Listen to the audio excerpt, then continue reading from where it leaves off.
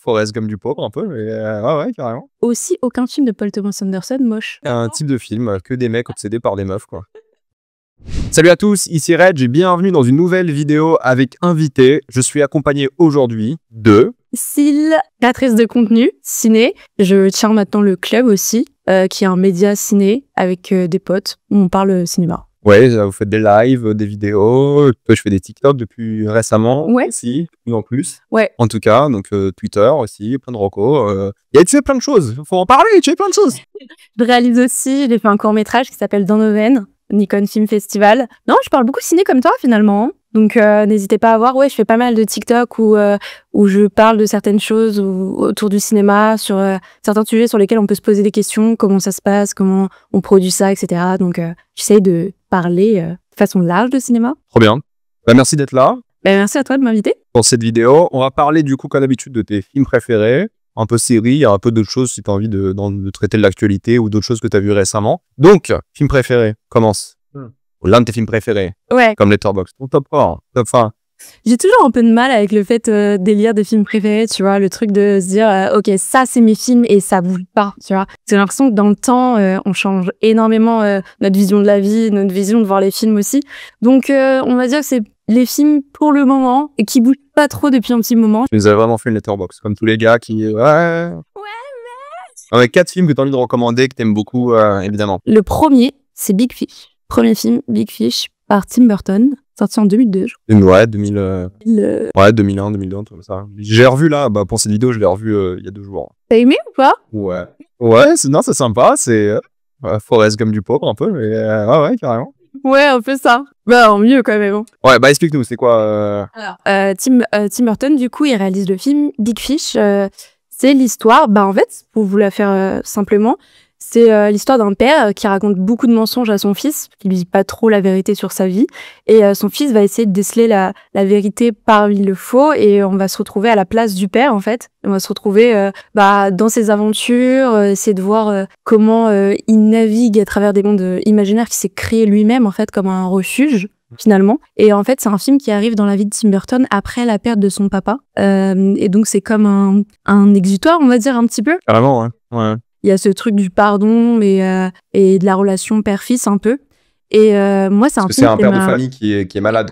Important de le... Ouais, c'est ça. Ouais, c'est ça, il est malade et il raconte sa vie pour la dernière fois à ses enfants et c'est ça. Ouais. Et en fait, tu vois, Tim Burton, pourtant, ce film-là, c'est l'un des films les plus solaires de sa filmographie, j'ai l'impression. Visuellement, et pourtant c'est l'un des plus tristes pour moi, tu vois. Et c'est ça que je trouve assez... j'ai pas le mot.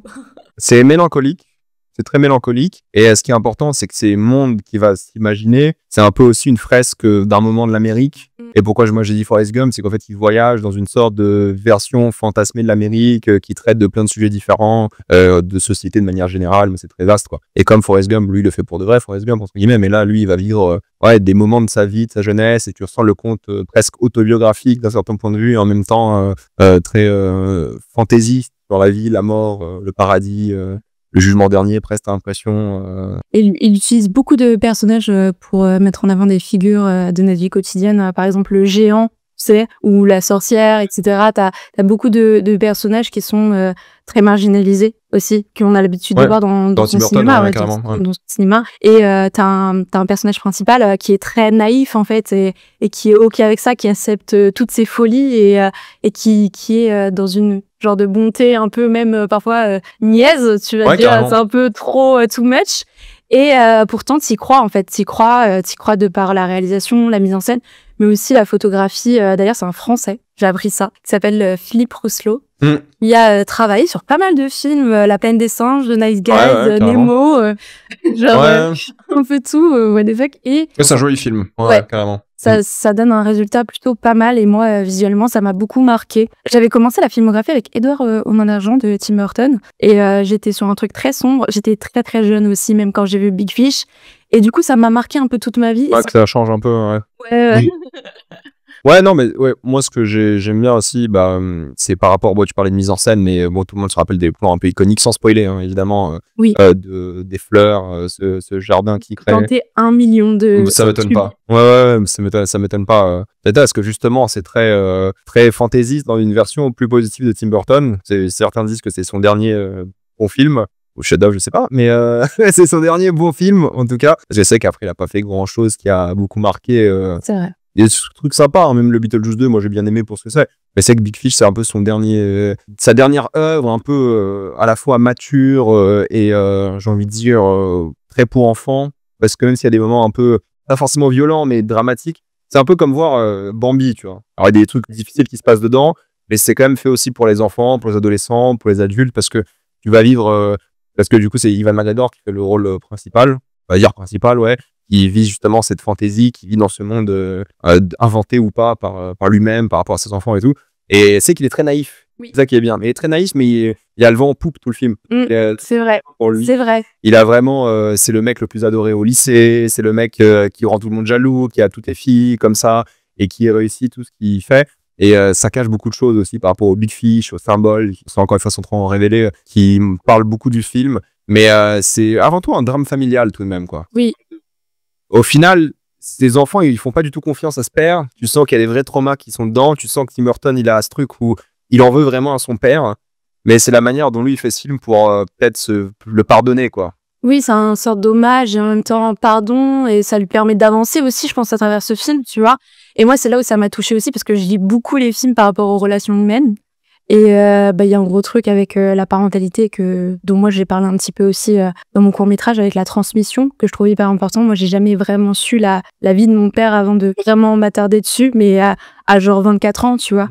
Et ce truc de se dire, tout ce qu'on a entendu quand on était petit, peut-être que c'était faux, peut-être qu'aussi c'est le point de vue d'une seule personne qui te raconte que le positif. Bah, c'est exactement ça, hein, ouais. Le film est très positif, mais il cache une sorte de fausse part d'ombre, entre guillemets, quoi. C'est ça qui est pas mal, pour le coup. Et moi, ce que j'aime bien aussi, c'est le côté fresque d'une époque. Moi, j'aime bien ces films comme Forrest Gump, où ils voyagent à travers un moment d'un pays, d'une époque. Il y en a eu pas mal des films cette année, je pense. Je sais pas si t'as vu Les Feux Sauvages ou Black Dog, mais côté Chine, qui était un peu ça. C'est un voyage à travers la Chine à une époque cruciale.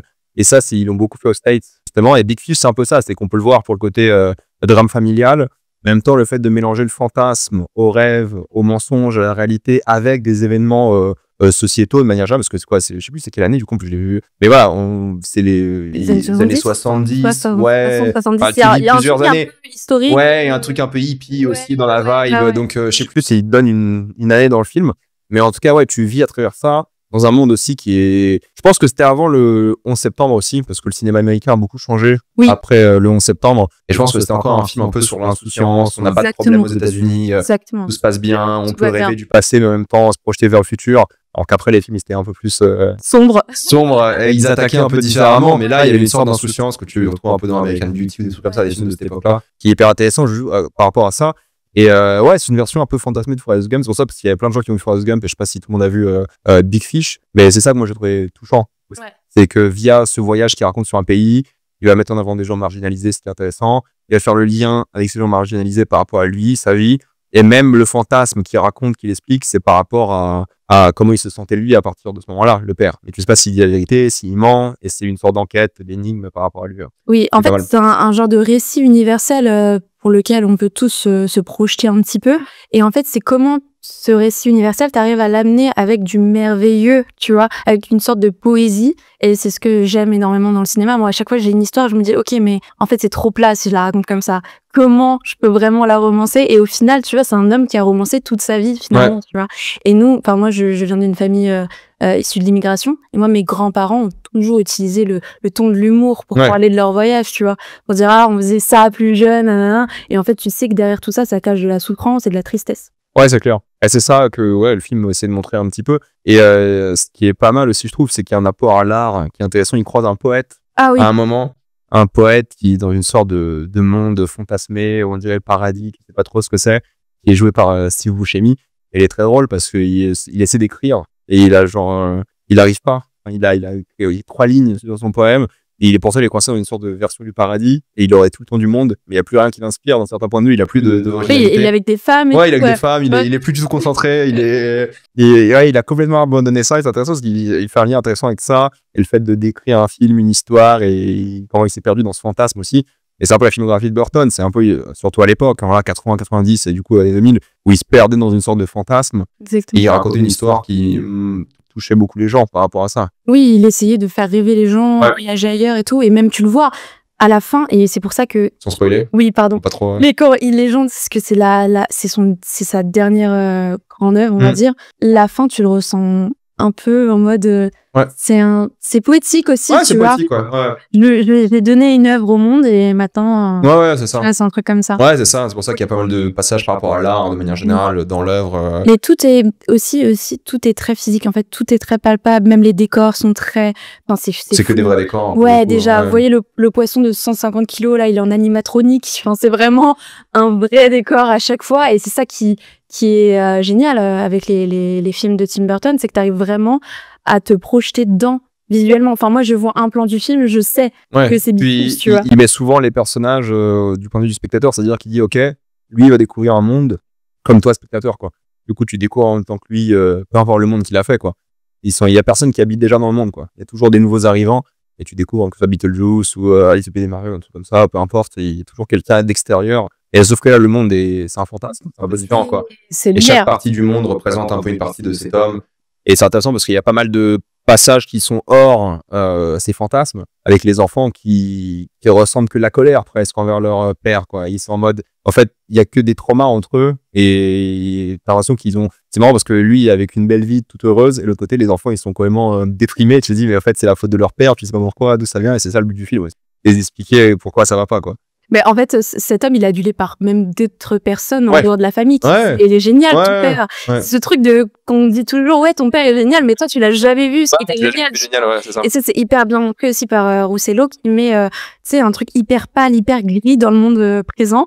Et le passé est magnifique, finalement, tu vois. Ouais, bon, on dirait, il y a pas mal de passages à Paris, en plus, c'est tout gris, c'est tout moche. Et de l'autre côté, il y a des couleurs partout, ça explose presque, c'est trop sensoriel à certains moments. Donc, c'est pas mal de ce point de vue-là. Vraiment très cool. Moi, j'ai revu, je l'avais pas vu depuis longtemps, le revoir, c'était très sympa. Pour le coup, chef-d'œuvre, je sais pas. Mais c'est très cool. Oui, bien sûr. Mais c'est une belle fable. Très belle fable, franchement. Et je sais pas ce qu'il a fait entre-temps, Tim Burton. Enfin, depuis Tim Burton qui a autant marqué, quoi. Bah, quand tu regardes Dembo, Kata. Non, mais même Alice au Pays des Merveilles, ils ont pas trop marqué. Je pense qu'ils ont bien marché, mais ils ont pas marqué. C'était un peu le tout de la 3D. Les premiers live action, c'était le 2 ou 3e live action pour Disney et ça, oui, ça a bien marché, mais le problème c'est que c'est Disney, quoi. C'est pas lui, tu vois. Ouais. C'est pas lui. Ah, il y a un peu de lui, mais même Dumbo, il y a pas mal de lui. J'ai pas détesté Dumbo. Et quand tu regardes Les Noces funèbres ou un truc comme ça, enfin, même ces films d'animation, il y a un truc, il y a une patte chez lui que t'as du mal à retrouver dans ses premiers, ces films très récents. Ouais, mais il a grandi, il a changé, il a évolué aussi, c'est pour ça, quoi. C'est sûr, et je pense que c'est une fragilité qu'on ressentait au début de sa réalisation, parce que c'est un peu, tu sais, comme un nouveau-né, tu vois. T'arrives dans le cinéma et ce que tu produis, c'est le plus sincère parce que t'es au début et t'as moins le délire de business, etc. Et c'est ce que j'aime voir chez les jeunes réalisateurs. Moi, c'est pour ça que j'aime beaucoup regarder des courts-métrages, parce que je trouve ça hyper intéressant, c'est tellement sincère. Même si c'est pas magnifique et excellent et tout, il y a une sincérité, tu vois. Moi, je suis d'accord. C'est ton préféré de Burton? Oui. Ouais. Clairement. Je pense en deuxième, je mettrais Édouard aux mains d'argent. Ouais. Et toi? Je sais pas, faudrait que je sorte la liste de ces films pour voir. Mais après, Édouard aux mains d'argent, c'est un classique, hein, rien à dire. Mais Big Fish est pas mal. Attends, je vais regarder ce qu'il a fait. Après, il y a Frankenstein qui était pas mal aussi. Donc, c'est plus populaire sur Letterboxd, sont Beetlejuice. Beetlejuice, j'aime bien. Édouard aux mains d'argent, ça c'est... Les Noces funèbres. Les Noces funèbres en français, Corpse Je pense que c'est mon troisième, tu vois. J'allais Chacotterie, j'ai trouvé ça vraiment pas bon. Genre, pas bien du tout. Mais c'est les films TF1 que tu regardes. Ouais, mais c'est pas bien. Beetlejuice 2, c'est les années 2000, hein. Ouais. Le Batman est sympa. Sweeney Todd, pardon, j'ai bien aimé, pour le coup. Et Sleepy Hollow aussi. Miss Peregrine, je trouvais ça vraiment balèque. Mais ces Batman sont pas mal, surtout le 2 est pas mal du tout. Batman, moi j'ai vu un pas le 2. Le 2 il est très bien aussi. C'est Tim Burton, Frankenweenie, ça m'a pas marqué. Big Eyes, ça va. J'ai bien aimé. J'ai pas vu Big Eyes. Ok, franchement, c'est pas mal. Ouais. C'est une artiste en fait qui peint et c'est son mari. Bah, d'ailleurs, l'acteur, je trouve. Christophe Waltz. Oui. Ouais. Qui fait genre que c'est lui qui peint tout alors que c'est sa femme. Bah, le Ed Wood, j'ai bien aimé, moi. Pas noté sur mais j'ai bien aimé. Ed Wood, il est très sympa pour le coup, j'ai bien aimé. Ok. Ouais, c'est le pire réal du monde, entre guillemets. Et c'est intéressant la manière dont il fait à la fois un hommage et une critique de ce mec-là. C'était plutôt touchant, mine de rien. Et Mars Attack aussi, moi j'ai bien aimé pour ce que c'était à l'époque. Mais oui. Ouais, moi c'est Ed Wood, Sleepy Hollow, peut-être Batman 1 ou 2, Édouard aux mains d'argent, en top, on va dire top 3, top 4. Pas grand fan de Beetlejuice. j'aime bien, hein, mais Je suis pas une fan de Beetlejuice, Ouais, tu moi vois. non Alors que plus. souvent, quand t'es fan de Tim Burton, bah, on dit Beetlejuice, mais je trouve que bah j'ai vite oubliable, je l'ai quoi. revu avant de voir le 2 là en octobre et ça m'a pas Non. je l'ai revu, je l'ai pas découvert mais ça m'a pas marqué. ça reste un univers, mais c'est pas mon truc. Ouais non, franchement ouais, Edouard Main d'Argent, Ouais. Big Fish sympa, les Batman sont sympas, Sweeney Todd, Sleepy Hollow et Ed Wood, c'est ce que je conseille quand même de lui. Hein. La planète des singes, il est horrible. Celui qui l'a fait, il est horrible. Il À est chaque fois, affreux. je me le mate pour rigoler. Il est affreux. Les costumes sont Mais- bien. Oui. Les Oui. costumes bien. Oui. Qu'est-ce que t'as envie de nous conseiller sinon en deuxième? En deuxième... Ah, deuxième film. Ouais, deuxième film. Du coup, mon deuxième film, c'est Phantom Thread. Phantom Thread, le PTA. Ouais, c'est ça. Donc, faut savoir que c'est mon réalisateur préféré. pour Ouais.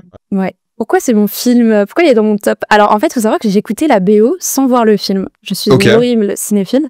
J'étais tombée sur la BO et je la trouvais magnifique. À l'époque, le film avait eu un Oscar, etc. et tout. Même plusieurs, je crois. Et j'étais en mode, bon, faut absolument que je me le mate, mais c'est le genre de film que tu mets dans ta liste et que tu regardes jamais. Sauf qu'un jour... Je l'ai vu en salle, donc je vois de quoi tu parles. Je l'ai vu au cinéma, donc Excuse-nous. je l'ai vu Excuse-nous. quand il est sorti en 2017, j'y étais moi. Donc là, moi J'avais 15 ans. ouais, bah j'avais 21 ans, ça va. 20 ans. Oui. Mais du coup, bah, je me suis matée. C'est la BO, je te coupe, hein. C'est la BO du coup de Johnny Greenwood qui a fait quasiment tous les PTA. Hein. There Will Be Blood, Licorice Pizza, The Master et plein d'autres films hein, comme ça. Et il fait le prochain aussi là, One Battle After Another. C'est lui le compositeur. Oh, j'ai tellement hâte. Voilà. Donc dis-nous, Yes. parle de quoi? Du coup, Phantom Thread, c'est une relation assez toxique d'un artiste. Littéralement, Oui, sans littéralement. en révéler, littéralement toxique. Oui, d'un artiste dans la mode avec une serveuse qu'il va rencontrer et qui va finalement finir par être sa compagne, Alma s'appelle. Et en fait, c'est un peu une tranche de vie, on va dire. Ouais, Slice of Life. Ouais, c'est Ouais. ça. Ouais, c'est ça. Il n'y a pas vraiment d'histoire à proprement parler, entre Ouais. guillemets. C'est vraiment, moi, je l'ai pas vu depuis la sortie ça, j'avoue, mais j'avais adoré. C'est l'histoire d'un homme qui est passionné par son art, peut-être un peu trop, et se lie cette passion de son art, de son travail, son artisanat, avec cette femme qu'il aime, qu'il aime pas. C'est un peu, il est hyper froid émotionnellement, Voilà. parce qu'il est passionné que par un truc, et c'est ce lien qu'ils vont tisser, qui est mauvais, pas mauvais, toxique. Il y a pas mal de choses En fait, intéressantes dans ça. C'est pas vraiment un film romantique pour moi, c'est Pas vraiment c'est pas du tout ça. Enfin, Pas si du vous attendez à ça, franchement, arrêtez. C'est vraiment, déjà, c'est une relation d'amour pathologique, ça te met mal à l'aise, vraiment. Et c'est hyper toxique. Et puis, la femme est vue comme une muse, on va dire. Oh, carrément. Ah ouais, c'est pour ça que c'est une sorte d'amour interdit par rapport à lui, qui tombe amoureux de sa muse, mais en même temps, il devrait pas tomber amoureux de sa muse, mais il est passionné il est obsédé même par son art, Par son et est-ce qu'il va devenir obsédé par ses femmes, papa? Et c'est ça pour moi, le lien cinématographique intéressant. C'est un réal qui construit, et qui en même temps se fait un peu emporter par un autre. Bien sûr. Mais du coup, le film, il est très inspiré du cinéma britannique des années 50. Il y a un truc où t'es vraiment, historiquement, t'es centré là où Tim Burton, où t'étais un peu perdu. Là, vraiment, tu sais où tu vas. Ouais, c'est fait, dans les c'est- années 50 à Londres. Hein. Ah, bah, Précis, voilà. ouais. Donc, Ouais. voilà, nickel. Mhm. Et donc, au début, je m'étais dit, bon, relation un peu toxique. Il faut savoir que les films romantiques, j'en ai, mais je suis pas totalement fan, tu vois. C'est pas Ouais, mon mais truc. c'est marrant parce que moi quand je suis allé voir le film, je savais pas que c'était une histoire d'amour là, c'est une relation amoureuse ou pas. Le film au début vraiment pendant un moment se concentre sur lui qui est un artisan quoi. Ouais, Et avant un long moment que intervenu entre guillemets quoi. ouais, c'est pour ça que du coup, Je sais pas dans quelle direction va le film pendant voilà longtemps, quoi. ça. En fait, moi, j'étais en mode parce que sur la fiche, tu le vois, c'est un homme, une femme, et donc je m'attendais à une relation romantique dès le début. Et au final, c'est pas ce que j'ai eu. Et j'ai eu vraiment un homme, une construction en fait de comment un homme est plongé dans son art, dans son travail, l'obsession, comme tu disais, du travail. Et il y a un truc au-delà de ça, même si je trouve le récit très intéressant, très important, la mise en scène, la réalisation, la photographie.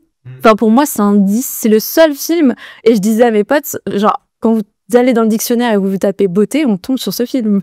Il a fait le chef-op aussi dessus du coup PTA. Ouais. C'est l'un de ses seuls films où il a fait chef-op avec Licorice Pizza et son prochain du coup. Ah depuis ce film, il fait le chef-op sur ses films. D'ailleurs, Ok. c'est le dernier film de Daniel Day-Lewis. Oui, jusqu'à cette année, ouais. Oui, il revient cette année. Oui, cette année. Mais ouais, Ça, c'est son dernier je film. crois que c'est son dernier film, ouais. Ouais. Si tu mets dans le... Parce qu'il y avait... Non, mais je vais regarder sur Letterboxd, t'inquiète. Mais ouais, c'est son dernier film, ouais. Après, oui, il revient cette année pour son fils, là. Il a fait son fils, il fait un film, du coup, il sort de sa retraite pour son fils. Et oui, il a fini le game, Daniel Day-Lewis. Hein. Tu veux faire quoi? Il a ses 3 Oscars, ça reste l'acteur qui a le plus gagné d'Oscars. Homme, hein.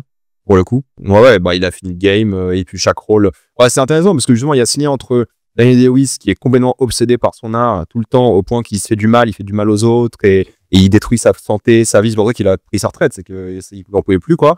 Parce que c'est considéré, pour ceux qui savent pas, comme le méthode actor le plus extrême, quoi. Parce que voilà, quand il était dans Lincoln, il était Lincoln pendant des mois. Quand ils étaient We Be Blood, il était ce mec horrible pendant des mois. Ouais, donc c'est un mec qui est obsédé par la perfection. Et du coup, bah, c'est en lien direct avec le film. Et limite, t'as l'impression qu'il a fait le film pour Daniel Day-Lewis en mode, bah, il me faut un mec obsédé qui est prêt à gâcher sa vie pour ce film. Bah, Daniel Day-Lewis, quoi.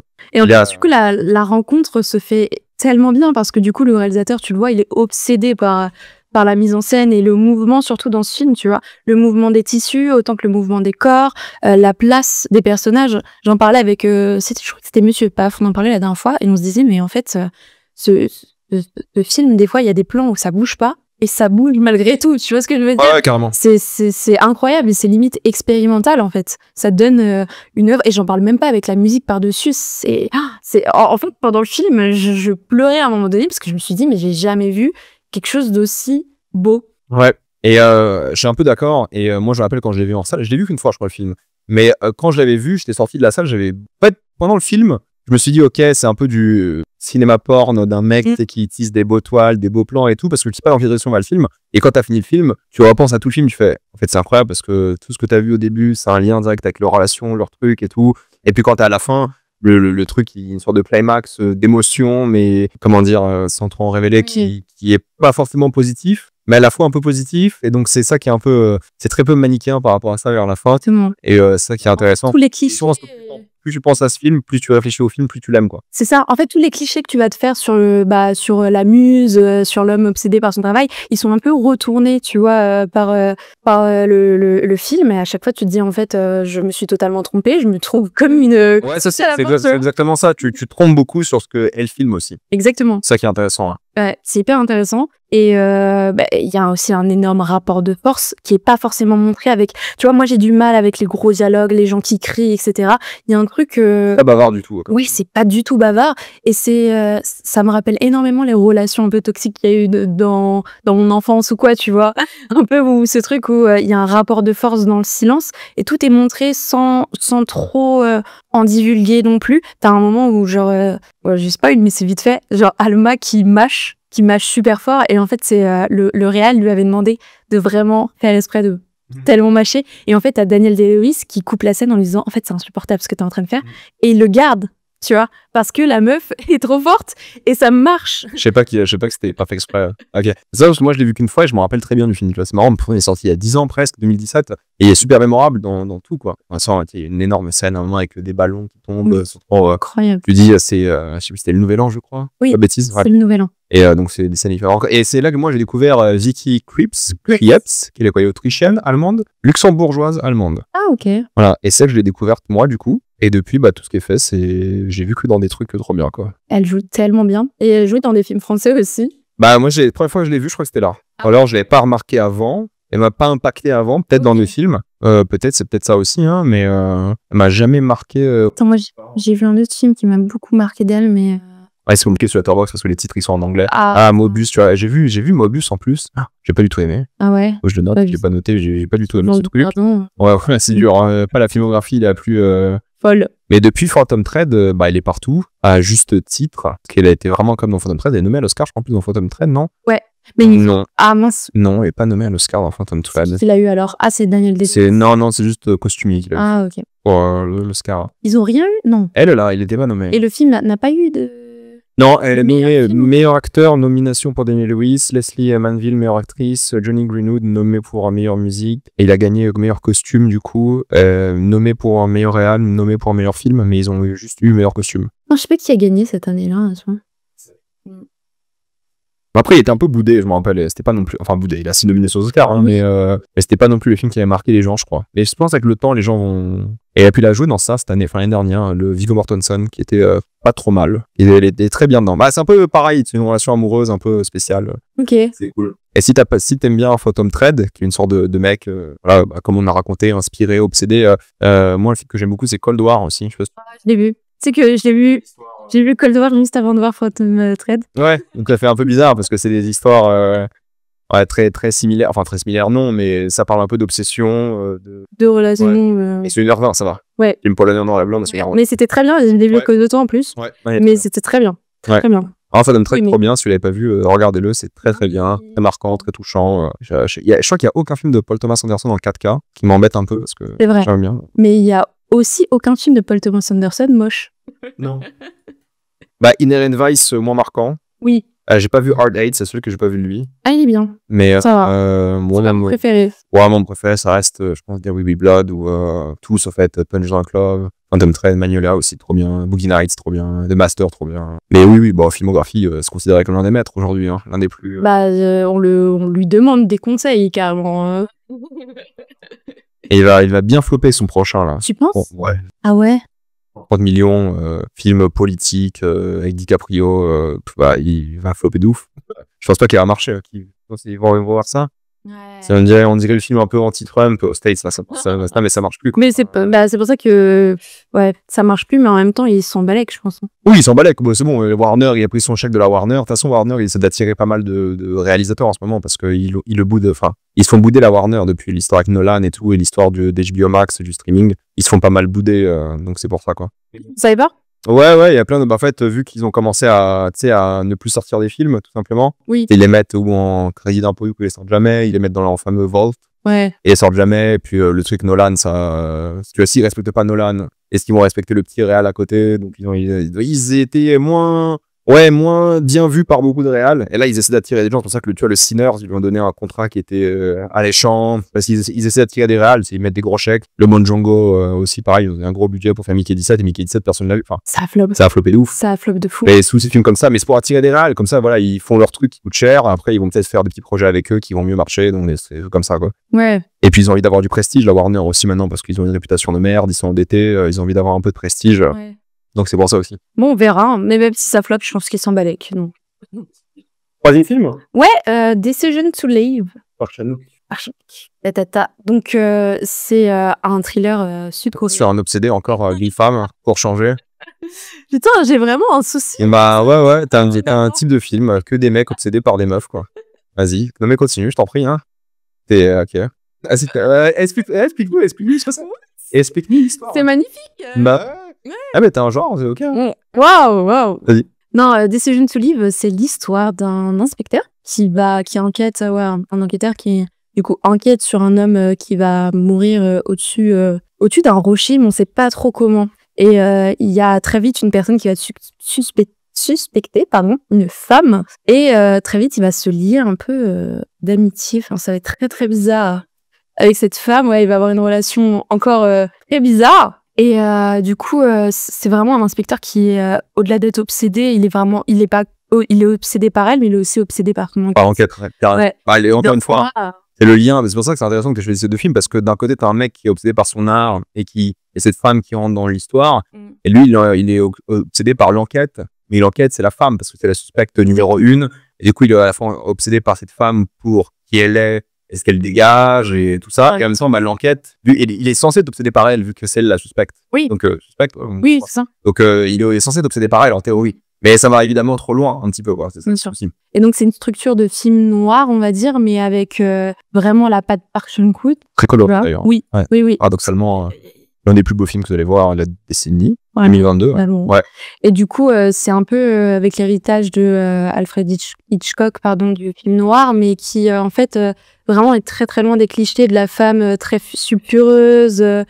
C'est ce truc de... Elle est pas sympa. Hein. Ouais, et en fait... c'est pas du tout une femme fatale. En fait, pas du tout une femme fatale, tu vois. Et c'est ça que j'aime bien, c'est qu'il déconstruit un petit peu ce truc du film américain qu'on a vu 500 fois, tu vois. Et là, t'es vraiment dans une relation conflictuelle où tu détestes ce personnage, finalement. Tu détestes cette femme. Tu ne sais pas pourquoi il est autant obsédé. Tu les détestes un peu tous, ouais. C'est ça qui est intéressant. C'est que t'as pas envie qu'ils y arrivent. Mais un truc que moi j'ai adoré dans ce film, et pour moi c'est le film que j'ai vu qui a mieux fait ça ever, c'est les téléphones. Ah bah oui. Parce que le cinéma, tu peux rajouter si tu veux, mais en gros dans le cinéma ils aiment pas les téléphones parce que c'est un plot device qui gâche tout. gâche tous les scénarios parce que si t'as un téléphone, bah oui, tu peux Google, tu peux faire un truc pour avoir un GPS, n'importe quoi. Et lui, bah, il utilise le téléphone comme arme d'enquête. Ouais. Et il utilise tous les outils pour résoudre cette enquête. C'est tellement bien. Ouais, et puis t'as beaucoup d'images d'écran qui apparaissent à l'écran, du coup, mais différemment. Et ils font ce lien entre la vraie vie, le téléphone, les miroirs, enfin plein de trucs où ils mélangent complètement les choses. Et c'est la première fois que j'ai vu un film utiliser comme ça le téléphone. C'est presque, tu sais, c'est un personnage presque, parce qu'il utilise complètement tout le temps. Et c'est hyper fascinant. Il y a un truc, il check une randonnée à un moment et il va compter le nombre de pas grâce à son téléphone pour voir si le mec a pu faire les mêmes pas, pour voir du coup si c'est potentiellement qu'il a été tué ou je sais pas ce qu'il fait à ce moment-là. Mais c'est fascinant comment il utilise le téléphone. Et du coup, il utilise le téléphone parfaitement avec, il est un peu obsédé par les transitions, par Cano, il adore ça. Du coup, t'as genre, vous tapez Transition, Decision to Live, il y a genre les plus belles transitions de l'histoire du cinéma, entre guillemets, j'exagère, mais au moins de la décennie dans ce film-là, quoi. Et c'est du transition porn, encore une fois. Et la manière dont le téléphone, c'est tellement important et vital parce que bah, c'est un moyen de communication, un outil pour une enquête, et en même temps un truc hyper personnel. Et il y a plein de symboliques sur le téléphone, des choses comme ça. Et il y a plein de plans drone aussi qui l'utilisent beaucoup, surtout vers la fin, parce qu'on est beaucoup en ville, mais on se dégage un peu de la ville au fur et à mesure, et ça change complètement la manière de filmer aussi. Puis ouais, c'est un super film par rapport à ça aussi. Ouais. Mais moi, j'allais dire que c'est un troisième personnage qui filme le téléphone, hein, vraiment, du début jusqu'à la fin. Et tu vois, c'est un film assez moderne. Pourtant, on dit que c'est un thriller noir et Park Chan-wook, il en a fait des films quand même avant ça. Et là, il arrive à s'inscrire dans un univers très moderne avec le téléphone et avec même ses relations. Tu vois, il y a même des appels, des coups de fil, il y a un truc de silence à des moments qui tient super bien. Dans d'autres films, c'est gros sabots, ouais, c'est un peu trop. Et là, il te le fait super bien, mais il n'y a pas que ça, il y a aussi la réalisation, c'est magnifique, enfin, du début à la fin, ce film est trop beau, quoi. C'est magnifique, et puis tu sais jamais dans quelle direction il va le film, tu sais pas pourquoi il va dans cette direction, il y a pas mal de petits personnages, tu dis ok, à quoi ils servent, et tout un lien, et tout est... Et c'est c'est marrant parce que dans ce genre de film d'enquête, c'est pas du tout l'enquête qui m'intéressait. J'aime bien voir le mec faire l'enquête, mais je m'en foutais de qui a fait le crime ou quoi. Je sais pas ce qui t'intéresse. Et c'est voir à quel point le mec va aller loin pour, tu sais pas quoi, du coup, pour est-ce qu'elle est avec cette femme ou pour résoudre l'enquête. Et du coup, t'as ce conflit entre ces deux obsessions du moment. Et ça qui est fort, quoi, c'est que, bah, est-ce qu'il va faire son travail sérieux bien ou est-ce qu'il va tomber dans ce truc, cette obsession de cette femme. Cette femme, tu sais pas si elle l'aime ou si elle joue avec lui ou tu sais pas trop ce qui se passe, quoi. Et ça, c'est assez fascinant aussi. Ouais, je suis d'accord. C'est pas un truc hyper basique où il pose le contexte dès le départ et t'as envie de savoir, bon, c'est qui à la fin. En fait, limite, tu comprends l'enquête dès le début, finalement. Ouais, et c'est pas ça qui t'importe. Non, et c'est ok, tu vois. Et c'est là où on va dans les complexités des relations humaines, tout en ayant une certaine pudeur à certains moments, mais il y a quand même un gros truc de tension. C'est très sensuel aussi. Ouais. Il le fait souvent pas de panneau, quoi. Mais qui est très bien tenu, bien fait, bien montré. Il y a pas de nudité, je crois, ou quasiment pas. Quasiment pas. Mais c'est très sensuel. Ouais, carrément. Mais c'est sur comme ils disent les jeunes, le edging. C'est sûr, ils jouent beaucoup sur ça, quoi. Donc c'est ça qui est intéressant. Et puis ça va dans la filmographie. Par contre, j'ai regardé la filmographie entre, tu vois, Mademoiselle qui est à la fois très sexuelle, plus que sensuelle, mais qui joue sur les femmes, sur le rapport de domination. Lady Vengeance qui est une vengeance story d'une femme. C'est la trilogie de la vengeance. Ça, je l'ai en plus en Blu-ray juste là, tu le vois, la trilogie de la vengeance de Park Chan-wook. Et c'est assez intéressant. Stalker, j'avais pas trop aimé pour le coup. Ouais. Enfin, faut que je le revoie, hein, mais c'est son seul film américain, je crois. Ouais. Si j'ai pas bêtise. C'est écrit par l'acteur de Prison Break, là. Stalker? Ah ouais? C'est écrit par qui? Wentworth Miller. C'est peut-être pour ça que je suis à chier, en fait. Ah ouais, c'est marrant. Ok. Ouais. J'ai pas du tout aimé. Faut que je le revoie, mais j'ai pas du tout aimé. Je comprends. Mais tu sais que moi, j'ai préféré... mais après, c'est très subjectif, mais j'ai préféré Decision to Live à Old Boy. Même si c'est pas la même chose. Non, mais je peux comprendre. Tu comprends? Ouais, en fait, tu vois, ce qui est bien avec Park Chan-wook, c'est que Old Boy, Handmaiden, Decision to Live, et du coup, la trilogie, Mr. Vengeance et Lady Vengeance, je capte pourquoi chaque personne l'aurait en top 1, tu vois. Puisque tu me dis Stalker, c'est ton Park Chan-wook préféré, je fais un peu la gueule. Mais c'est les seuls que j'ai vus, moi. C'est les 6 du coup là que j'ai vus, 7. Non, j'ai vu juste ces films-là que j'ai cités. Sympathizer aussi, c'était pas mal. La série HBO qu'il a faite. Mais du coup, c'est marrant parce que Sympathizer, il utilise beaucoup... On en a parlé, non? Enfin, pas aujourd'hui, mais mais il utilise beaucoup des choses qu'il a fait dans Decision to Live. Dans Sympathizer. Et je crois qu'il a réalisé 3 des 9 épisodes ou 3 des 6 épisodes. Et sinon, il y a Fernando Meirelles qui a fait les studios qui réalise des épisodes aussi de la série. C'est pas dingue comme série de Sympathizer avec Robert Downey Jr. et tout. Mais c'est un film sur plus ou moins la guerre du Vietnam, mais pas trop. c'est pas ça le but de l'histoire. Et en gros, l'acteur, je le connaissais pas du tout, il est très bon dans. Il a grosso modo fait que ça de populaire, entre guillemets, c'est pas il est très bon dedans. Et du coup, c'est un film qui parle de la diaspora vietnamienne, suite à la guerre. Il y a un côté enquête, crime, thriller. Et il y a beaucoup de. Là, si tu tapes Decision to Live transition sur YouTube, t'en auras plein. Bah, Sympathizer, on en a plein aussi, tu vois. Ok. Tu vois que c'est le même mec. Mais il n'y a pas de téléphone, du coup, donc il n'y a pas le même rapport au téléphone, parce que c'est les années 70, 60-70, du coup, la guerre, Vietnam, et après la guerre. Donc, mais c'est pas mal. Mais tu sens les épisodes qui sont réalisés par lui et pas les autres. Mais après, en fait, j'ai l'impression que ce réalisateur, et même les trois que j'ai pu dire, à chaque fois, quand tu regardes les films, tu sais c'est qui a réalisé, tu vois ce que je veux dire? Ouais, ils ont un style, ouais, c'est clair. Ouais, c'est clair. Alors, Pitié, peut-être un peu moins visuellement. Pitié, ce qui est fort, c'est comment il écrit, moi, je trouve. Et il est très bon en mise en scène, je l'ai pas, mais il est plus marquant comment il écrit. Et il y a souvent un rapport de domination dans ses films, tu vois, que ce soit dans l'industrie porno avec Boogie Nights. Il y a toujours quelqu'un qui domine une relation, un truc, et ça parle souvent de ça, quoi. Et Park Chan-wook, en fait, ça dépend du film, parce que Park Chan-wook, il est bien, parce qu'il a des airs, j'ai l'impression, hyper différents. Cette trilogie de la vengeance, ça n'a rien à voir avec Decision to Live, entre guillemets, parce que c'est pas du tout la même thématique, mais tu ressens des choses similaires. Plus dans sa réalisation, par exemple, tu fais des transitions, ça c'est un truc qui est vraiment marqueur de son cinéma, tu vois. Ouais. Mais je pense que tu vois Decision to Live et Old Boy, t'as pas l'impression que c'est le même réal. Oui. Je trouve que c'est assez différent. C'est vrai. Tu reconnais ses thématiques, son histoire. C'est des époques très différentes aussi. Hein. Ouais, il utilise bien ça, parce qu'en vrai, il aurait pu faire Decision to Live comme Old Boy en disant, voilà, en fait, année 2004, Old Boy ou 2002, je sais plus, versus 2022. Et c'est la même chose en termes de mise en scène, mais il faut rien à voir. Et Mademoiselle, c'est dans le passé. Et ça n'a rien à voir non plus, quoi. C'est des films vraiment aucune. Lequel? First, j'ai pas vu ça. Pas mal. Ouais. Okay. J'avais le titre en français dans ma tête, mais pas mal. Cette fois-ci, c'est une femme qui étrangle un mec sur l'affiche. Okay. Après, il a tous ces films. C'est rare, là. Tous ces films, il y a une femme hyper importante dans le scénario. Oui. Peut-être un peu moins Old Boy, même s'il est importante, mais. Oui. Mais c'est le même rapport. Même s'il y a encore toute de l'obsession dans Old Boy, évidemment, mais c'est un peu différent. Ouais, j'ai un peu plus de mal dans Old Boy comparé à des sujets. C'est pas pareil. Ouais. La trilogie de la vengeance, c'est vraiment axé sur la vengeance, mais il y a un côté obsessionnel qui est intéressant. Mais Decision to Live, il est soft, je dirais, pour comparer à ces 6 films qu'on a cités, sauf Stalker, il n'y a pas grand chose à se mettre tout là-dedans, je trouve. Mais Decision to Live, il est fort par rapport à ça aussi, c'est intéressant, que j'aime bien. Allez. Continuons. Non, mais ensuite, est-ce que j'avais mis un 4e film? Je me rappelle plus. Si, parce que j'en ai revu un autre. C'est lequel? C'est quoi? Ghibli. Ah, Château dans le ciel. Non, Château ambulant. Ouais, parce que moi j'ai vu ça. Château ambulant, Ouais, alors moi j'ai vu Château ambulant. Il est dans mon top. D'ailleurs, si tu tapes je suis dedans. T'es dedans, quoi? Non, si tu mets mon profil, il est dans mon top 4. Ah, c'est possible. Decision to Live, il était pas, mais celui-là, il est. Moi, je te suis pas. Hein. Tu me suis. Sur Letterboxd, je crois pas. Hein. Ou tu l'as mis dans ton truc? On le pas. Ah, je te follow pas sur Letterboxd. Oh là là. Je te follow pas. Vas-y, parle-nous un peu de Decision to Live. C'est ça. C'est ça? Oui, non, c'est Cilia. S2Y2LIA. Comme sur Twitter et tout. Ah, oui. C'est moi, c'est. Ah, je te suivais pas. Oui. Voilà. Ok. Bah, attends, c'est bon? Ouais, c'est bon. T'as mis ton court-métrage dans ton top 4, quoi. Voilà, honte. Non, alors, c'est parce que les gens ne le retrouvaient pas et c'était plus facile. Oui, bien sûr. Du coup, ouais, Château ambulant. Pourquoi j'ai du mal? Du coup, Château ambulant, c'est l'histoire de Sophie, qui est une jeune... ils disent quoi, là? Non, une jeune... c'est une jeune femme. Boss, elle fait ses trucs, elle fait des soins. C'est une jeune femme assez indépendante qui fait sa vie et qui, un jour, va trouver le chemin d'un jeune homme assez bizarre, assez introverti. Efféminé beaucoup aussi. Efféminé. C'est intéressant. C'est vrai. Mm. Et elle va avoir une sorte de châtiment, elle va se transformer en vieille personne. Ouais, en gros, moi je l'ai revu là, et pareil, il y a 2 jours, j'ai vu Big Fish et celui-ci. Ouais, en gros, c'est ça, elle rencontre ce jeune homme qui l'assaut de créatures un peu étranges, et ensuite il y a une sorcière qui lui met une sorte de malédiction sur elle, et elle devient une vieille femme. C'est ça l'histoire.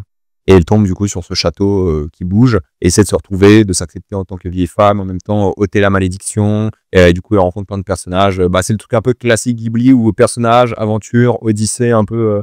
Mais cette fois-ci, la particularité du château, c'est que le château, il se balade dans le monde, mais surtout qu'il y a une sorte de pouvoir magique où tu ouvres une porte dans le château, et tu es à différents endroits du monde, quoi. En théorie, ça qui est intéressant. C'est un château qui bouge, qui est en mouvement et qui est animé de plein d'êtres vivants très bizarres, de bestioles, etc.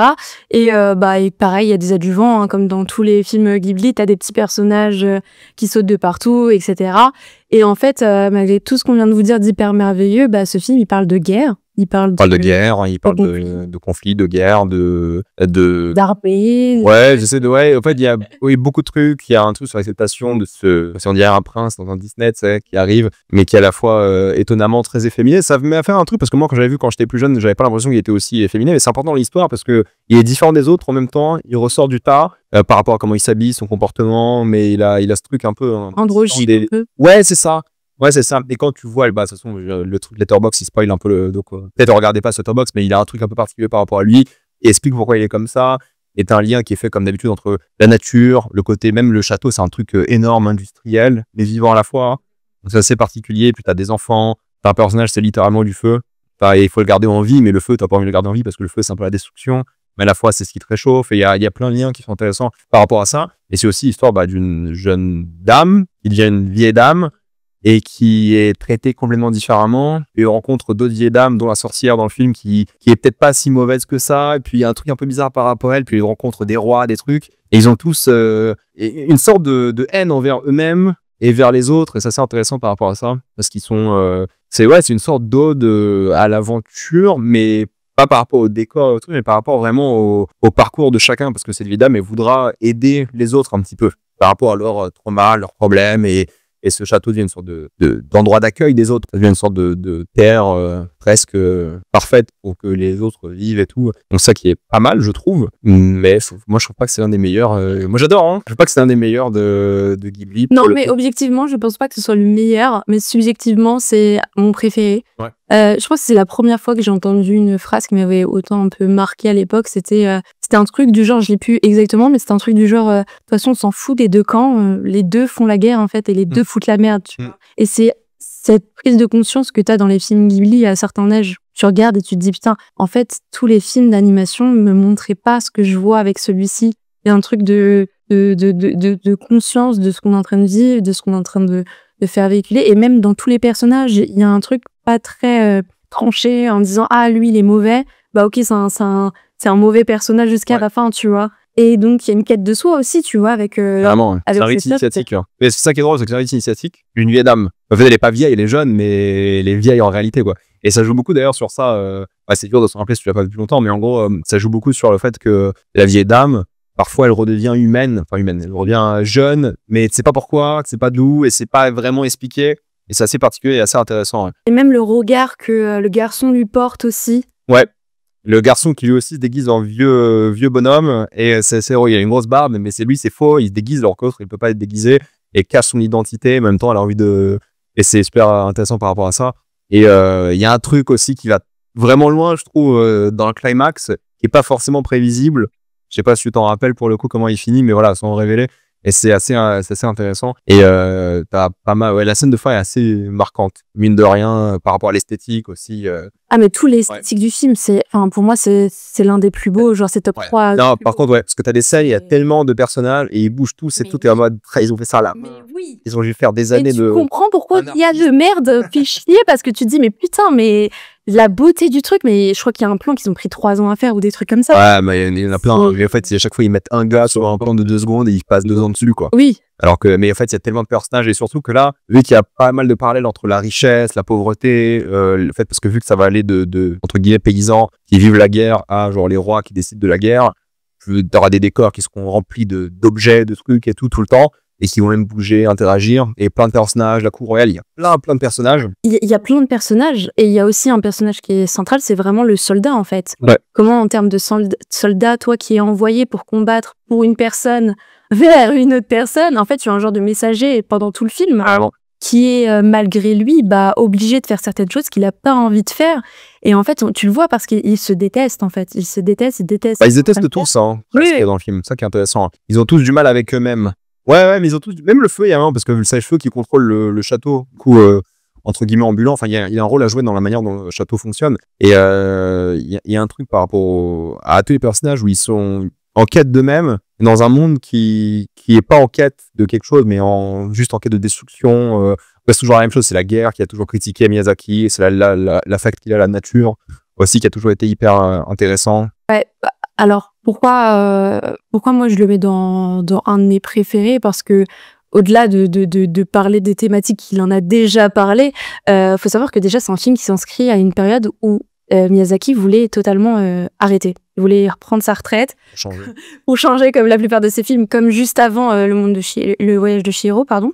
Et en 2004, il veut complètement arrêter, mais il a cette idée-là. Il a vraiment cette idée-là qu'il a l'impression de pas avoir mis au bout dans tous ses films. Et pour moi, il traite de ça, il traite de la guerre de ce soldat, mais il y va à fond et il traite d'autres choses aussi, tu vois, du développement de soi, etc., de la quête de soi. Mais vraiment, ce truc-là, il le fait à 100%. Et du coup, moi, j'ai tenu tout le film sans être parfois perdu, que ce soit par la beauté du film ou quoi. Tu vois, le voyage de Chihiro, je le trouve magnifique, tu vois. Il y a rien à dire, c'est un 10 sur 10. Mais j'ai pas autant été attachée au personnage, etc., que dans le château. Moi, je pense pas que c'est le meilleur Chihiro de toute façon. Hein. C'est le plus populaire, c'est le plus marquant. Je crois que c'est celui qui a de loin le mieux marché. Ils ont fait genre 710 millions. On l'avait C'était le gros banger de Studio. C'était le truc. L'Oscar, etc. Mais Mononoke, moi, parce qu'on a la liste sous les yeux, mais Mononoke, moi, je le trouve meilleur. Oui. Ouais, bon, les deux, c'est très très bien. Mais Mononoke, c'est intéressant parce que c'est la guerre aussi. Il a souvent fait la guerre au parcours Rosso, c'est la guerre, le fascisme, toutes ces choses-là. Mais lui, de toute façon, il a très ouvertement été contre la guerre depuis la guerre du Vietnam. Il en parle en interview et tout. Il déteste les Américains. C'est super drôle à voir d'ailleurs, parce que tu vois plein de trucs où tu vois des sortes de colons ou d'impérialistes de manière générale. Bon, il a toujours détesté un peu les States. Mais ça qui est drôle, c'est qu'on ressent ça dans son cinéma aussi. Et il a toujours été anti ça, ce qui est cool. Et il va souvent mettre en avant des territoires, des gens, la nature qu'il faut sauver, surtout. Bon, sans même parler du truc écologique, parce qu'à chaque fois, il y a le truc écologique évidemment, mais il y a toujours des gros monstres un peu qui vont essayer de détruire ou la Terre ou entre guillemets une partie de l'humanité. Et c'est ça aussi qui est intéressant. Il y a le parallèle. Ouais, puis le parallèle avec la bombe nucléaire qui fait souvent dans les films, toutes ces choses-là. Bon, c'est des Japonais, ils sont un peu. Et on voit souvent ça dans le cinéma, hein, à juste titre. Et ça qui est intéressant, c'est que toute ta filmographie, tu la ressens, quoi. Depuis, on a tous sous les yeux que ça Nausicaa. J'ai pas tout vu, hein, mais côté guerre, il y a un côté immigration aussi qui est intéressant du château ambulant, parce que littéralement, ils bougent d'endroit en endroit, ils se téléportent, ils sont jamais bien accueillis dans aucun. Enfin, s'ils sont bien accueillis, mais ils sont pas chez eux, quoi. Mais ils sont toujours marginalisés, en fait. Ils sont toujours mis de côté. Ils sont mal regardés aussi parce que t'es une vieille dame. Tu vois, il y a un truc où, vous êtes pas comme nous. Et du coup, vous vivez entre vous dans cette maison très bizarre, reclus de tout le monde. Avec des gens un peu bizarres aussi. Voilà. Et on vous accepte pas, en fait, finalement. C'est une sorte de fausse famille. T'as la grand-mère, mais pas trop. T'as le jeune, t'as l'ado, jeune adulte. Et puis t'as la reine, sans trop spoil, qui veut absolument retrouver ce soldat magique. Ouais, et puis ça fait un sacré, pas twist, mais ça va dans une direction beaucoup plus fantastique. C'est quoi, il se parle sur Letterboxd, le gros truc du film, là on a sous les yeux, mais carrément, c'est le truc le plus, c'est un gros truc du film qui est montré en image sur Letterboxd, c'est assez marrant. Mais donc c'est un super film. Après, il faut parler de la musique aussi, qui est. Il y a Ashi qui l'a fait la musique, j'imagine. Ouais, c'est Joe Hisaishi, ça. Je l'avais vu en concert. En concert. Et c'était. Ah, moi aussi, ouais. Ah, tu l'as vu toi aussi? Ouais, il est passé à Lille 2 jours aussi. Ouais. Ah ouais. J'allais voir, ouais. Ouais. C'est l'une de ses plus marquantes, c'était le plus marquant, je pense. Oui. Aussi, c'est pas le plus marquant de Ghibli tout court. Complètement, et je crois que ça a influencé sur moi parce que j'ai vraiment, j'aime beaucoup la musique dans les films, et pour le coup, en fait, comment elle est composée à chaque fois, en fait, Joe Hisaishi, il travaille après avoir vu les images, en fait, tu vois. Il compose pas avant. Il y en a qui font. Ouais. Il y en a qui le font avant. Et ça dépend, ouais. Ouais, ça dépend. Il y en a qui font. Il y en a qui le film est fini, quoi. Oui, il y en a qui font quoi filmer. Oui, bien sûr, il y en a qui donnent une idée, bien sûr. Ouais. Mais si tu veux, sur un film comme ça prend tellement des années à faire. Oui, bien sûr. Mais du coup, la musique, elle l'accompagne à chaque fois toutes les scènes correctement. Enfin, en fait, c'est un genre de film où tu peux écouter la musique et sentir ce qui se passe. Tu vois, sans voir les images. Des fois, j'écoute la BO et je sais c'est à quel moment et je le ressens, en fait, finalement. Tu vois, et donc c'est pour ça que ça sublime tout. Mais Joe Hisaishi, il a pas fait que les Ghibli, hein. D'ailleurs, il a fait tellement de films. C'est plus populaire sur Ghibli. Il a fait Anabi que j'ai pas vu. Mais ouais, faut que je le voie. Je l'avais mis dans ma. J'en ai parlé avec quelqu'un l'autre jour. Kikujiro aussi. C'est pas le même titre en français, j'ai oublié, mais. Lequel? Kikujiro. Ah, Kikujiro, j'ai pas vu non plus. Ok. Oui, il est connu pour les Ghibli, c'est vrai. Mais... Et Sanad DC aussi. Je crois qu'il a fait la musique. Enfin bref. Est-ce que t'as un dernier film?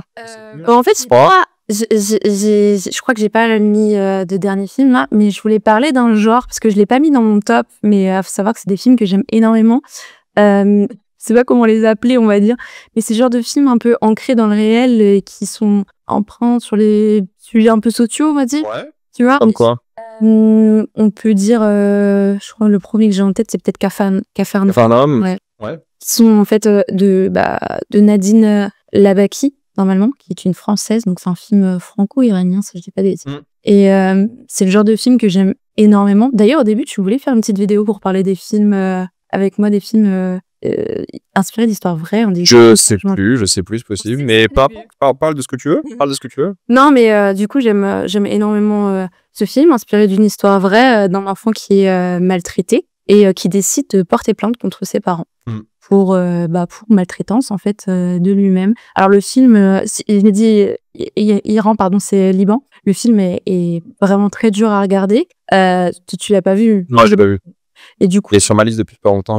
En fait, j'aime énormément ces films qui parlent pas qui parlent des problèmes sociaux, on va dire en général, mais qui filment le réel d'une façon très très sincère, sans vouloir soit en faire trop cliché, sans vouloir tu sais, un petit peu cacher la réalité et en faire quelque chose de très brut. Oui, très brut, très très brut. J'aime aussi beaucoup le cinéma de Saad Oustaï. Attends, j'ai bien. Qu'est-ce qu'il a fait? Lui, il a fait Leila et ses frères. Ah oui, ça j'ai pas vu. Il est sorti cette année, non? Non, il y a 2 ans, comme ça. Ouais, Saad Oustaï. Je sais pas c'est quoi en anglais, ça doit être And Her Brothers. Si tu veux, t'as un autre film de lui. Lola, non, Leila. C'est quoi le film? C'est La Loi de Téhéran. La Loi de Téhéran? Oui. Est-ce que le Letterboxd marche français? Ah oui, ça marche. Ah mais j'ai vu ça. Voilà. Ah mais c'est pas en français, c'était pas du tout ça. C'était quoi en français? C'était La Loi de Téhéran? Oui, ça. Ah ouais? Ah ouais, mais je l'ai vu, oui, c'est sur de la drogue, sur ça je l'ai vu, c'était très bien. Saïd Roustaï. Ah, je savais pas que c'était lui qui a fait Leila's Brothers en anglais sur Letterboxd. Ah ouais, faut que je le voie, pardon, il est très bien aussi. Ah oui. 2022. Très bien. La Téhéran, c'était vachement bien. Moi, c'était ma. Ouais. Ah, je sais pas que c'était lui. Et j'avais pu le rencontrer au festival de Biarritz. C'est lui, il a vraiment un gros problème avec son pays parce que vraiment, il s'impose. Comme Mofou. Ouais. De toute façon, tu fais un film comme ça, tu finis en prison. Ah bah, il a été interdit. Je crois que quand il était à Cannes, il était interdit de rentrer chez lui. Ah oui, il y en a plein. Tu vois. Et mais oui, il n'y a pas eu que lui. Il y a Asghar Farhadi. Oh, il y a eu l'écrivain du Figuier sauvage. Voilà. L'année dernière, du coup. Non, il a eu le César cette année. Ah, César, pardon. Ouais. Je pensais que tu parlais de Cannes. Non. Ah, ok. Il a eu Vincent. Si, il est de la merde. Ah, Cannes. Il a eu Cannes cette année. Ouais. C'était pour quel film? Oh, c'était l'année dernière, Graines du Figuier sauvage. Non, il a pas eu Graines de Figuier sauvage. Il l'a eu cette année. Non, il a pas eu, mais il était nommé. Il était présent. Mais cette année, il a eu un prix. Ah, ok. Ah non, c'est Mohamed Rassoulov qui a fait Graines du Figuier sauvage. Ah, on dit de la merde. Ah, Asghar. Ah oui, mais je sais pas si on est que ça. Ouais, ah, La Séparation, c'est ça, pardon. Je l'ai vu, ça. La Séparation. Et qu'est-ce qu'il a fait cette année, du coup? Ah, il a fait ça aussi, j'ai vu. Ouais, Asghar Farhadi a fait Séparation. Ouais. Pour moi, c'est très très bien. Chef-d'œuvre pour la Séparation. Et ça, j'ai vu aussi, j'ai pas trop aimé. Everybody Knows. Non, mais j'ai préféré La Séparation, je l'avais cité. Et du coup, son film à Cannes, c'est de. Non, c'est quoi son film à Cannes de cette année? Je sais plus. Ah, attends, mais. Peut-être je me trompe. Non, il a pas l'air d'être à Cannes. Non, t'as raison, c'est Mohamed Rassoulov qui a eu. Ah, Rassoulov, il était à Cannes l'année dernière pour Graines du Figuier sauvage, que j'ai adoré aussi. Je pensais que c'était un chef-d'œuvre. Bah, pareil, ça parle de 3 femmes iraniennes, le daron. Enfin, voilà. Attends, si tu tapes son nom à Mohamed Rassoulov. Cette année. Non, je comprends pas. Cette année, il y a un film vraiment. Non, mais t'es juste raciste, hein. T'as confondu avec un autre Iranien, c'est tout. C'est tout. T'imagines? Bah non, mais c'est ça. Non, mais c'est vraiment ça. C'est carrément ça. Putain! C'est 100% ça. De toute façon, j'ai toujours dit, hein, les immigrés, c'est plus raciste. C'est les plus racistes, finalement. Ah ouais, mais oui, Loi de Téhéran, moi je l'ai vu. C'était super bien. Super bien. C'est. Ça parle du régime complètement autoritaire. Je ne savais pas qu'il y avait autant de drogue dans ce pays. Bah ouais, en fait, c'est marrant parce que là, quand j'étais en Jordanie, on parlait de drogue avec les Bédouins. Et ils disaient que c'était un véritable problème, pas forcément chez les Bédouins, mais en fait, quand il y avait Bachar al-Assad, ils envoyaient beaucoup de drogue de la Syrie dans les pays d'à côté. Parce que voilà, il y avait un énorme trafic de drogue en Syrie. Il reste encore aujourd'hui, d'ailleurs, plein de journalistes. J'ai vu plein de documentaires là récemment ou de reporters qui allaient justement là-bas pour parler du trafic de drogue qui existe encore même après Bachar. Et il y avait beaucoup de Jordaniens. Et du coup, forcément, vu que c'est à côté, c'est des Bédouins, c'est le même peuple, pour beaucoup d'entre eux, il y avait des tendances de drogue partout, quoi. Et les Jordaniens, pareil, pour lutter contre... Ah ouais, j'ai pas de source, c'est le Bédouin qui m'a dit ça. Peut-être il m'a full bullshit, je n'en sais rien, peut-être il a fait comme mytho, mais en gros, il disait qu'il y a littéralement l'armée jordanienne qui était posée devant la frontière, devant la Syrie. Il disait, écoutez, si on voit des gens qui soient jordaniens ou autres, avec de la drogue chez nous, on les tue, quoi. On lui attire dessus, il n'y aura pas de tribunal, jugement, ni rien. Et c'est marrant parce que du coup, dans la loi de Téhéran, le film, c'est vraiment... l'image de Letterboxd, c'est très bien justement parce qu'on voit En fait, ils mettent tous les gens qui trafiquent ou qui sont liés plus ou moins à la drogue, qui est tribunal, pas tribunal, ils les foutent en tôle, ils les tabassent, c'est la torture, quoi, littéralement. Ils les mettent dans des prisons, il fait super chaud, les gens, ils s'évanouissent, ils sont entassés les uns sur les autres comme dans des endroits horribles, quoi. Et c'est catastrophique. Et nous, on suit un policier, justement. On suit, en théorie, le méchant après, c'est pas que sa faute, c'est la faute du système, de la loi. Et du coup, ils disent, le film commence, je me rappelle très bien, avec un texte en mode si tu détiens 0,1 gramme ou 1 gramme de je sais plus c'est quelle drogue qu'ils ont, mais peu importe, tu te fais arrêter, ils réfléchissent même pas, c'est la fin. Donc c'était vraiment très bien et c'est un film pas d'action mais c'est un thriller d'enquête, pareil, vraiment bien fait. Ouais, et je trouve que du coup, c'est le genre de film qu'on voyait beaucoup moins du côté Moyen-Orient, en tout cas que nous, on avait moins accès, on va dire. Ah mais les Iraniens ils sont chauds aussi. Ah, franchement, ils sont en ce moment. très, très, Ah, très les Chroniques de chauds. Téhéran aussi qui apparemment était pas mal que j'ai pas vu. Ok, c'est ce film-là qu'il a fait. Ah, c'est d'aller. Ouais, c'est... Ah oui, Woman and Child en. Ah ok, ça c'est à Cannes. Ah donc c'est bel et bien Saïd. Ok. Oui, Saïd. Ok. Et Et ça tu l'as vu du coup? oui, Ok. très bien. Il y a un truc vraiment dans son cinéma qui dénonce ce qui se passe actuellement là-bas, qui... C'est en Iran ça aussi du coup. Oui. Ok. Donc ça fait chier, quoi. Bah bien sûr ça emmerde. Ça fait chier. T'as un régime autoritaire, bien Oui. sûr ça emmerde. C'est ça. Mais Rasoulov il a quitté le pays. Parce que c'était une grosse histoire à Cannes l'année dernière parce que Rasoulov, et je l'ai mis où Rasoulov, il est là, Rasoulov il avait quitté le pays, mais en fait il était à Cannes parce que la France l'arrivait à l'accueillir et les actrices, les trois, donc la femme et les deux enfants du coup dans le film, des graines du figuier sauvage, et sont en Allemagne je crois. Et même lui je crois qu'il est en Allemagne aussi maintenant. Donc oui, bah de toute façon il a fait de la prison, je crois Rasoulov aussi. Et il a interdiction de revenir. Enfin, il peut revenir, mais il va finir en tôle Asie, quoi. Ah oui, c'est triste. Bah, c'est les régimes autoritaires. C'est comme ça quand tu critiques le gouvernement. Et là, surtout les graines du figuier sauvage, c'est que ça. Oui. C'est que ça. Et graines du figuier sauvage, on parlait de téléphone. Mais tu as Oui. vu Figuier sauvage? Oui. Ouais. Mais C'est pas un de mes préfs, mais... bon, en fait, ouais, il y a un côté un peu presque slasher à la fin moi je trouve que ça reste un chef-d'œuvre dans le sens où la manière dont on utilise les téléphones, les médias, la figure du père, qu'en fait le père mais représente ce côté patriarcal et systémique du truc, mais il a envie de faire son taf mais pas trop à la fois, mais il est contraint et tu vois que bah c'est le système qui gagne quoi. Et du coup les gens qui sont punis c'est majoritairement les femmes et c'est pas mal. Moi j'ai beaucoup aimé le plan de fin aussi sans spoiler qui était très La fort. fin est pas mal. Je l'ai trouvé un peu... Ouais, j'ai eu un peu plus de mal que d'habitude, mais je vois ce que tu veux dire. Ouais, c'est un fond sur les réseaux sociaux. Oui. Et c'est un huis clos, en fait, pendant 2 heures. C'est 2h45 de film. Pendant 2 heures, c'est un huis clos. Ils sont juste dans l'appartement. Et en fait, c'est la relation entre la famille qui se dégrade de plus en plus. Et la mère, elle est forcément du côté du père. Mais les deux filles, bah, vu qu'elles sont Instagram, elles ont les réseaux et elles voient que la propagande médiatique de la télé, que du coup, les parents se gobent tous les jours. Ils voient, ah, bah, putain, en fait, c'est les manifestants, les méchants. Et de l'autre côté, bah, elle voit la vérité, les violences policières, la répression. Et révoltent aussi contre leur mère et surtout leur père.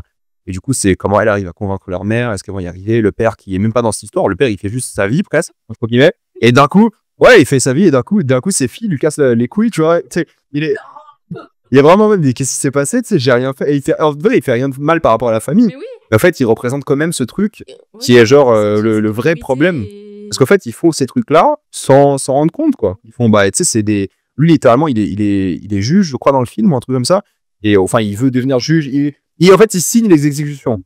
Et du coup, il signe, mais tu sais, c'est un bout de papier, il va envoyer quelqu'un à la mort, quoi. Et c'est hyper déshumanisant, mais lui, il s'en rend pas compte. Enfin, il s'en rend un peu compte parce qu'il lutte contre ça aussi, mais en même temps, bah, il fait son taf, il cherche une promotion en même temps. Du coup, il veut être mieux promu pour mieux gagner sa vie, pour mieux nourrir ses enfants. Du coup, c'est tout un truc, c'est pas mal. C'est un truc où c'est aussi un peu universel, un peu avec les problématiques qu'on a actuelles par rapport aux problématiques de nos parents, on va dire, qui sont en mode, bah, on veut juste vous nourrir et que vous soyez bien chez vous, tu vois. Et nous, on a un mode où on a pris une certaine prise de conscience de tout ce qui se passe dans le monde et de ce qu'on vit aussi, tu vois. Et on en attend un peu plus de juste manger, rentrer chez soi et dormir. Tu vois, une prise de... Ça, c'est un truc de parents immigrés, c'est pour ça. Oui. C'est surtout ça, je pense. Oui. Voilà, c'est quand les issus de parents immigrés que je ressens beaucoup ça. Ils te disent tout le temps, je fais ça pour toi. Ouais, très bien, mais c'est pas le... Comment dire? Il y a des ça dans la vie. Ouais, c'est un peu spécial, ouais. Et la séparation, bon, très bien aussi.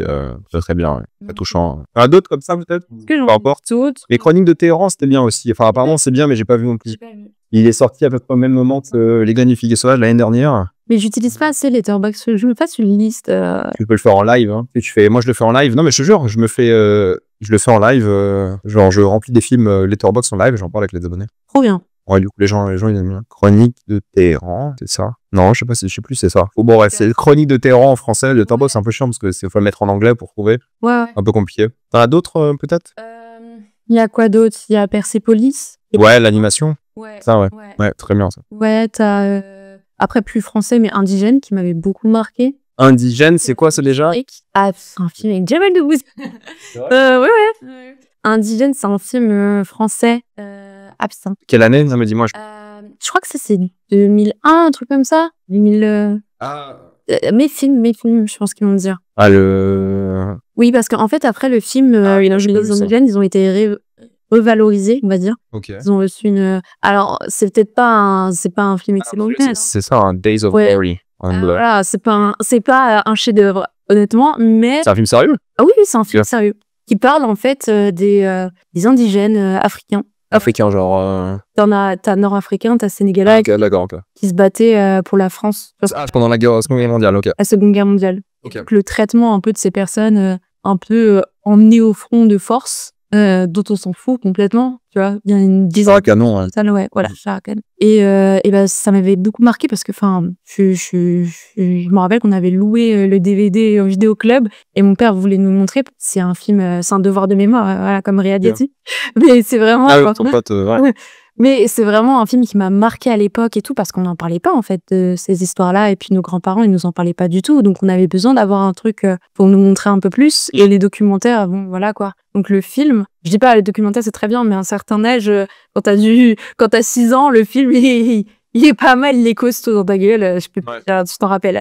Mais, ouais, c'est un peu des films, ça fait écho aussi à qui je suis, tu vois. Ah, bien sûr. Donc voilà. De toute façon, les films préférés ou les films qu'on aime, ils font souvent écho à ce qu'on a vécu, ce qu'on aime, ce qui nous passionne, c'est normal. Ouais. Après, t'as Un prophète aussi que j'aime beaucoup. Le film de Audiard. Audiard, c'est ça. Avec Tahar Rahim. Ouais, c'est l'un des seuls que j'ai aimé. Ouais, finalement. Un prophète, donc c'est le premier rôle de Tahar Rahim. Premier rôle ou premier rôle? Ouais. Oui, il a fait des petits courts-métrages. Ouais. Mais ben oui, c'est lui, il avait cassé la règle d'ailleurs des Césars où il a gagné les deux premières des quoi, révélation et acteur. Et quoi après ils ont fait non mais c'est bon, tu peux plus gagner. C'est là calme-toi. Je peux pas faire les deux. Ouais, que j'aime beaucoup. Ouais. Et c'est très violent, beaucoup. Ah, tu l'as pas noté encore? Non, je l'ai pas noté. Mais bon, il faut que je le revoie. En fait, il y a plein de trucs que j'ai pas noté, que j'ai envie de revoir. Et ouais, de renoter, parce qu'après, les gens ils me prennent la tête en ligne. Ouais, t'as mis 4 à ça. Je l'ai pas vu depuis 10 ans, laisse-moi tranquille, tu vois. J'ai eu pareil avec Cannes, parce que, en fait, en sortant du film, tu sais, des fois, tu vois les films à 8h du matin, comme celui et en fait, j'ai pas de, tu vois, et je suis en mode, faut que je le revoie parce que sinon je vais écrire de la merde. Ouais, c'est pour ça, il faut attendre, vous voulez revoir ou des trucs. C'est pareil, le Château ambulant, je l'avais pas noté parce que je me suis dit, bah, je le revois un jour, j'ai envie. Il y a des films que tu les as pas vus depuis 5, 6, 10 ans. Oui. Et tu sais que ton appréciation du film va énormément changer. Bien sûr. Que tu vas plus apprécier. Moi, avec le Big Fish, j'avais vu aussi. Ouais, mais c'est ça, c'est normal. T'avais plus de films entre temps, tu t'es plus habitué à autre chose et c'est logique. Et ouais, Prophète, c'est son plus connu, mis à part Emilia Pérez. C'est en enfer. En tout cas, international. Oh, Emilia Pérez, peine de mort, non. On devrait ouvrir. J'ai pas compris la. De ouf. En vrai, tu vas encore avoir des avocats. Des mises en demeure. Non, bah non, mais pas pour lui, mais pour. Oui, bon, voilà. Non, mais bah, c'est pareil, c'est népotisme plus, Jacques Audiard, tout ça. Deep Pine, c'était pas mal aussi. C'était pas mal. Il y avait une idée, un truc. Je dis pas que c'est son meilleur non plus. Ouais, il y avait quelques trucs. C'est pas, j'ai pas trouvé ça ouf, mais il y avait quelques petits trucs, quoi, au final. Mais bon, je préfère quand c'est Danny Boyle qui fait Slumdog Millionnaire. Parce que là, le white saviorisme. Non, je rigole. Non, il a dit qu'il voulait plus. Ouais, c'est pour ça que je fais référence à ça. Il a dit qu'il voulait plus faire des films. Mais après, il a dit un truc intelligent dans le sens où, faut pas, Danny Boyle, il a dit en gros, si vous regardez mes vidéos d'actualité, vous savez, mais en gros, il a dit, maintenant, si j'aurais dû faire Slumdog Millionnaire aujourd'hui, j'aurais pas fait moi, j'aurais donné ça à un Indien ou un jeune Indien réalisateur. Et il y a plein de gens qui l'ont compris en mode ouais, il regrette d'avoir fait ce film, alors que pas du tout, c'est un de ses films préférés de sa carrière. Il lui a donné 1 ou 2 Oscars même. Il adore ce film, mais il a dit c'est logique qu'on essaie d'y mettre une énergie parce que eux ils sont allés à Mumbai, ils ont fait le film avec une petite équipe, avec un cast et surtout une équipe technique d'Indiens. Ouais. Et ils ont dit ouais mais ok, mais c'est pas un Indien qui a écrit le film. Et maintenant, aujourd'hui, tu vois, moi j'ai des amis, des très bons amis indiens, et je leur ai demandé, bah écoutez, c'est quoi le meilleur film que je peux voir pour comprendre l'Inde? En vrai, même eux me disent, bah Slumdog Millionnaire. Ils me disent, c'est le truc le plus proche. Mais c'est que ça aurait été peut-être plus intéressant ou intelligent de donner ça à un mec qui a vraiment vécu ça. Il y avait ce film qui est sorti aussi, une sorte d'affranchi indien, là. Comment il s'appelait? White Tiger, je crois, un truc comme ça. Qui était fait par un jeune indien, je crois. Oui, avec l'affiche de fou, là. Le White Tiger, c'est ça? Qui était fait par un Indien. Ouais, c'est ça, c'est une sorte de... Ah oui, mais il a été aux États-Unis et tout, non? Il n'y avait pas un lien avec les États-Unis, il n'y avait pas un truc? Il est américain, il n'est même pas indien, il est juste d'origine indienne. Il est pas du tout indien. Enfin, il est d'origine, mais il est pas du tout indien. C'est un indien qui va aux États-Unis, un truc comme ça. Ouais, il est américain, le réalisateur. Ouais. Il a marqué qu'il est américain. Donc peut-être. Mais bon, le film n'était pas ouf, mais tu sentais déjà plus, je trouve. T'as l'impression qu'il c'est plus axé sur l'Inde. Là où Slumdog Millionnaire c'est axé sur l'Inde, Mais C'est un peu tiré quand même. Hein. ouais, bah ouais, mais c'est à la fois très vrai, quoi. C'est vrai aussi. Tu vois, mais bon, j'adore Hannibal, je trouve que c'est un super film, Son millionnaire.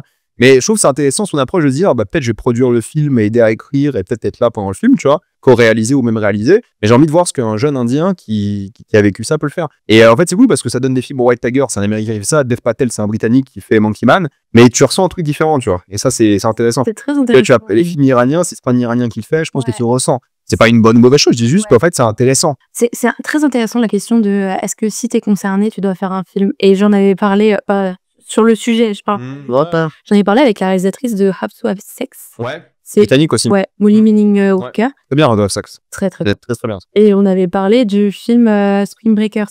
Ouais. Qui est pas mal, moi j'aime bien, parce que je trouve que c'est. J'aime pas du tout. Ouais, mais je peux comprendre. J'aime pas du tout parce que, après, il est ce qu'il est, quoi. Il se vante pas à être un film engagé, etc. On le sait, hein. Bah, il est pas. Ouais, vas-y, je te laisse finir, mais. Ah, tu trouves Non, je dis pas que c'est un film féministe ou quoi, hein. Juste qu'il y a un truc de décadence, de décalage social entre les deux, entre les femmes, le mec, qui est pas trop mal. Mais en fait, ce qui dérange, c'est que c'est montré d'une manière absolument déshumanisante, un peu. Mais c'est ça qui, moi, m'a plu, quoi. C'est qu'en fait, oui, les femmes sont traitées d'une manière horrible dans le film. Mais que c'est aux États-Unis. Ouais, et puis c'est le but aussi de dire qu'en fait, regarde. C'est pas parce qu'on entend tout dans le film que c'est bien, au contraire, tu vois. Après, oui, je dis pas que c'est un grand film, mais j'ai trouvé ça intéressant. Non, faut pas prendre. Mais tu vois, il divise sur Letterboxd avec des notes, il divise bien, tu vois, il y a des bonnes notes, des mauvaises notes. Non, en fait, on se posait la question des films, tu sais, qui parlent vraiment des agressions, tu vois, des agressions comment elles sont vraiment dépeintes dans les films. Et on a parlé un peu de tout, tu vois, il y a de très très bons films sur ça. Mais ce que j'ai ressenti avec Have to Have Sex. C'est très bien montré, ça d'ailleurs, dans c'est que c'est, comme je disais tout à l'heure, c'est des films sincères, bruts, tu vois, qui ont pas peur de montrer les choses et qui sont tels ce qu'on peut vivre, certaines choses. Et pas forcément ce qu'on peut vivre nous, mais ce qu'on peut voir à travers les autres aussi, tu vois. Peut-être que la réelle n'a pas forcément vécu ça, mais elle l'a vu à travers certains discours. En fait, elle disait que elle avait eu un échange à 30 ans avec ses amis de la vingtaine, en fait, et vraiment en recul avec ses copines de comment t'as vécu cette situation finalement, tu vois. Il y a un truc de j'avais pas conscience de ça à 20 ans, maintenant j'en ai conscience. Et pour moi, c'est le genre de film que, comme adolescence, tu sais, la mini-série, c'est le genre d'œuvre qu'on a besoin de voir, que ce soit à l'école, même de façon très encadrée, tu vois, parce que ça éduque bien plus que ça provoque une sensation. Vraiment, ça éduque sur certains et puis il y a combien de gens que tu connais dans ta vie, des amis surtout, qui t'ont dit, en fait, je me rendais pas compte, mais en fait, j'étais violé et je savais pas. Parce qu'en fait, il y a des trucs qui semblent banals. Et même en tant qu'homme, en fait, quand on grandit, surtout avant MeToo, je pense que on était tous dans la culture du viol sans s'en rendre compte. Ça veut pas dire qu'on a violé ou quoi, mais ça veut dire qu'on faisait des trucs, on disait des choses qui étaient dans cette culture du viol et on se rendait pas compte. Et je pense que MeToo a beaucoup changé sur ça aussi. Parce que, je sais pas, moi quand j'étais jeune au lycée, avant MeToo, entre mecs, on disait des choses horribles. Mais on savait pas que c'était horrible. Là, c'est des trucs qui nous semblaient normaux, banals. Et tous les mecs que je connais ont dit des trucs horribles, mais on savait pas. Parce qu'en fait, pour nous, c'était la société, c'était normal et tout. Et c'est ça qui est intéressant. Et justement, voir des points de vue de femmes, par exemple, que ce soit arrivé ou pas, peu importe. Je veux dire, la fameuse scène de How to Have Sex, elle est hyper bien faite parce que c'est un éclair, quoi. C'est un truc qui mélange bien, tu sais, l'accumulation de plusieurs jours de vacances, de trucs, de fatigue, d'alcool, de désir, mais à la fois non. C'est assez intéressant. Et l'actrice, d'ailleurs, elle joue très très bien. Elle est très très. Je crois qu'il avait gagné le BAFTA, non? Rising BAFTA. Voilà, elle a gagné le BAFTA. Ouais, elle était très bien. Et franchement, comme tu le dis, c'est très sincère, c'est très brut. Et comme tu as pu dire, c'est autour d'un éclair. Et c'est à vie, quoi. Tu sais que c'est un peu le truc dans les films où c'est limite un peu. Ça devient un peu gênant, où ils étalent ça comme si c'était pas très réel, comme si la personne. Je sais pas comment dire, il y a un truc de très artistique qu'on aimerait pousser des fois, tu vois. Et c'est ok parfois, tu vois. Mais là, dans ce film-là. Ouais, le fait d'en faire des caisses, ce que tu veux dire, parfois ça envoie le mauvais message. Exactement. Parce qu'en fait, c'est le problème du cinéma, c'est que c'est stylé, c'est cool, c'est bien fait. Mais de trop dramatiser une séquence, ça peut la rendre impressionnante. Oui. Impressionnante et désirable. C'est le truc des films de guerre tout le temps. C'est qu'en fait, la guerre, c'est pas bien, mais à chaque fois que tu vois un film de guerre, c'est méga stylé. Oui. Les nazis dans les films, ils seront toujours méga badass. Alors que tu vois, dans ça, les gens ils commencent à aimer, comment il s'appelle, Derek de American History X.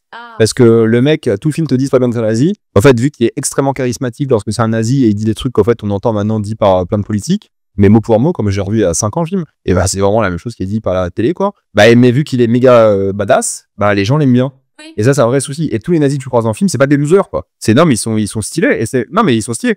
Christophe the Glorious Bastard, c'est le meilleur personnage de loin, et il est ultra kiffant. C'est un nazi. Non, mais et tu kiffes le film grâce à lui, tu vois. Limite, peut-être un peu trop, il carry trop le film, quoi. Et ça, c'est un vrai sujet parce que du coup, t'es face à une scène de viol, de guerre, de trucs ou quoi, et il est hyper dramatisé. Et en fait, c'est pas bien, t'en es conscient. Mais vu que c'est, je sais pas, impressionnant, que c'est filmé d'une manière presque belle, quoi, disons les choses, bah ça la dégrade, enfin ça dégrade les messages un peu, quoi. Et en plus, oui, non, mais Et vraiment. à To Have Sex, c'est un peu l'opposé de ça, où il joue sur le consentement d'une manière, je sais pas si nouvelle, hein, mais j'avais pas vu beaucoup de films qui parlaient de ça comme ça, En quoi. fait, c'est pas nouvelle, c'est juste normal, mais on le fait pas dans les films parce qu'il y a ce sensationnalisme. Ouais, du coup, je veux dire nouveau par rapport au film. Oui, Ouais. bien sûr. Évidemment, il y a un truc qu'on n'avait pas vu avant. Et moi, j'ai eu la chance de faire la présentation du film Je me rappelle à Paris et tout. Ouais, c'était génial. J'ai pu discuter avec la réal et tout.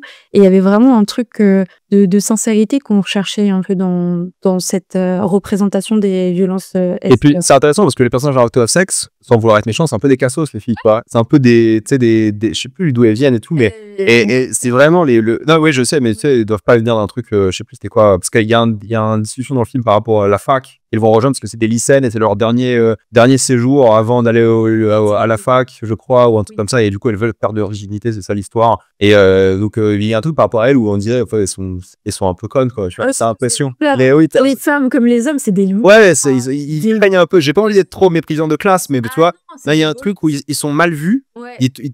Ouais, c'est des bolosses, quoi. C'est un peu des bolosses. Ils sont pas méchants. Non, mais c'est des bolosses. Mais finalement, quand tu vas en station balnéaire, c'est des mecs comme ça. Et à chaque fois, tu les croises dans la rue, je dis putain, casse les couilles, ces gens. Je vois ce que tu veux dire, ouais. Ouais, mais du coup, ça qui est fort, c'est que dans le film, justement, c'est un peu des cassos. Et vu tout ce qui se passe, ça se dégrade de plus en plus. Et du coup, t'as cette femme qui est, il se passe des choses. Et du coup, c'est ça qui est intéressant. Mais pareil, là, tu parlais pour la guerre, mais il y a un autre film, Onoda. Je sais pas si tu l'as vu. Ah, le film de 3 heures français. Là, j'ai pas vu. Bah, c'est le mec c'est pas le mec qui croit que c'est l'histoire du mec. Tu m'as tout spoil là. Oui. Mais t'es obligé, de toute façon, c'est l'histoire. Ah non, mais c'est pas. Oui. Enfin, je veux dire, l'histoire du film, c'est qu'il y a un mec dans la guerre. Ouais. Et il croit que la guerre.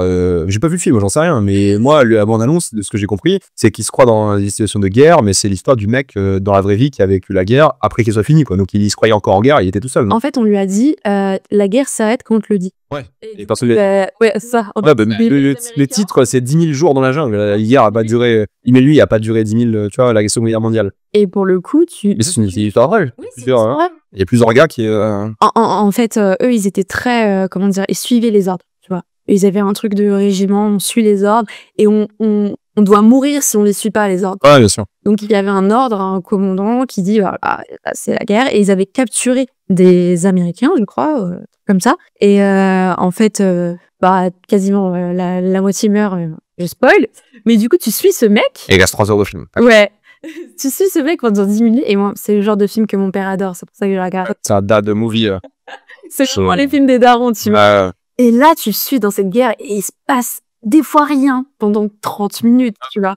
Et c'est un film de guerre, sur un mec qui s'ennuie parce que à la guerre, on s'ennuie aussi. Oui, il y a plein de films. Il y a pas que des bombes pendant la guerre. Et il y a des trucs aussi de stratégie, de comment je vais survivre dans ça. Est-ce que je peux tuer cette personne-là? Comment je vais me nourrir? Tu vois, des vraies questions qu'on peut se poser dans la guerre. Il y a le truc aussi de est-ce que je dois prendre les décisions par moi-même? Est-ce que il y a vraiment ce truc d'autorité? Est-ce que finalement c'est moi qui décide de mon destin? En plus, le mec il passe 10 000 nuits, ça veut dire que entre temps il y a plein de nouvelles choses qui vont arriver dans le monde. Et il a passé 30 ans pendant la guerre. Et il y a les téléphones, entre temps, il y a plein de trucs. Et lui, il est en mode je deviens fou là, qu'est-ce qui se passe? Et enfin bref, c'est pour ça que je dis que il y a ce truc de sensationnalisme qui est bien, qui est hollywoodien. C'est Arthur Harris qui l'a fait. Ah voilà. Ah, je sais pas que c'était lui qui a fait. Ouais. Mais en fait, il est sorti en salle, j'ai vu 3 heures, j'avoue que j'avais pas là. Et les critiques étaient pas non plus excellentes. C'est pas, alors, je le dis, c'est pas un excellent film de guerre, tu vois, et tu le sens les 3 heures, mais pour le coup, ça montre autre chose. Bah tiens, c'est un Français qui a fait un film sur le Japon. Ah, c'est Il est comme ça, quoi. Ah, c'est ça que c'est. Moi, je dis que c'est. Par rapport à ça, je dis que c'est. Tout le monde peut faire des films sur tout, mais t'auras pas le même. C'est Denzel qui avait dit ça en interview une fois. Il a dit Scorsese, il fait des films sur les Italiens aux States. Spielberg, il fait la liste de Schindler parce qu'il est juif. Tu vois, donc t'as tous ces trucs-là. Après, ça veut pas dire que tu peux pas faire Slumdog Millionnaire ou au Noda, du coup, mais il y a un truc où forcément, tu peux avoir puisé dans des choses qui sont différentes et nouvelles. quand c'est un Italien qui fait un film en Italie, c'est pas la même chose que même si ça peut être très très bien qu'un Français fasse un film. Par exemple, Anora, si ça aurait été une TDSS, TD, pardon. Ah, faire du sexe, ouais.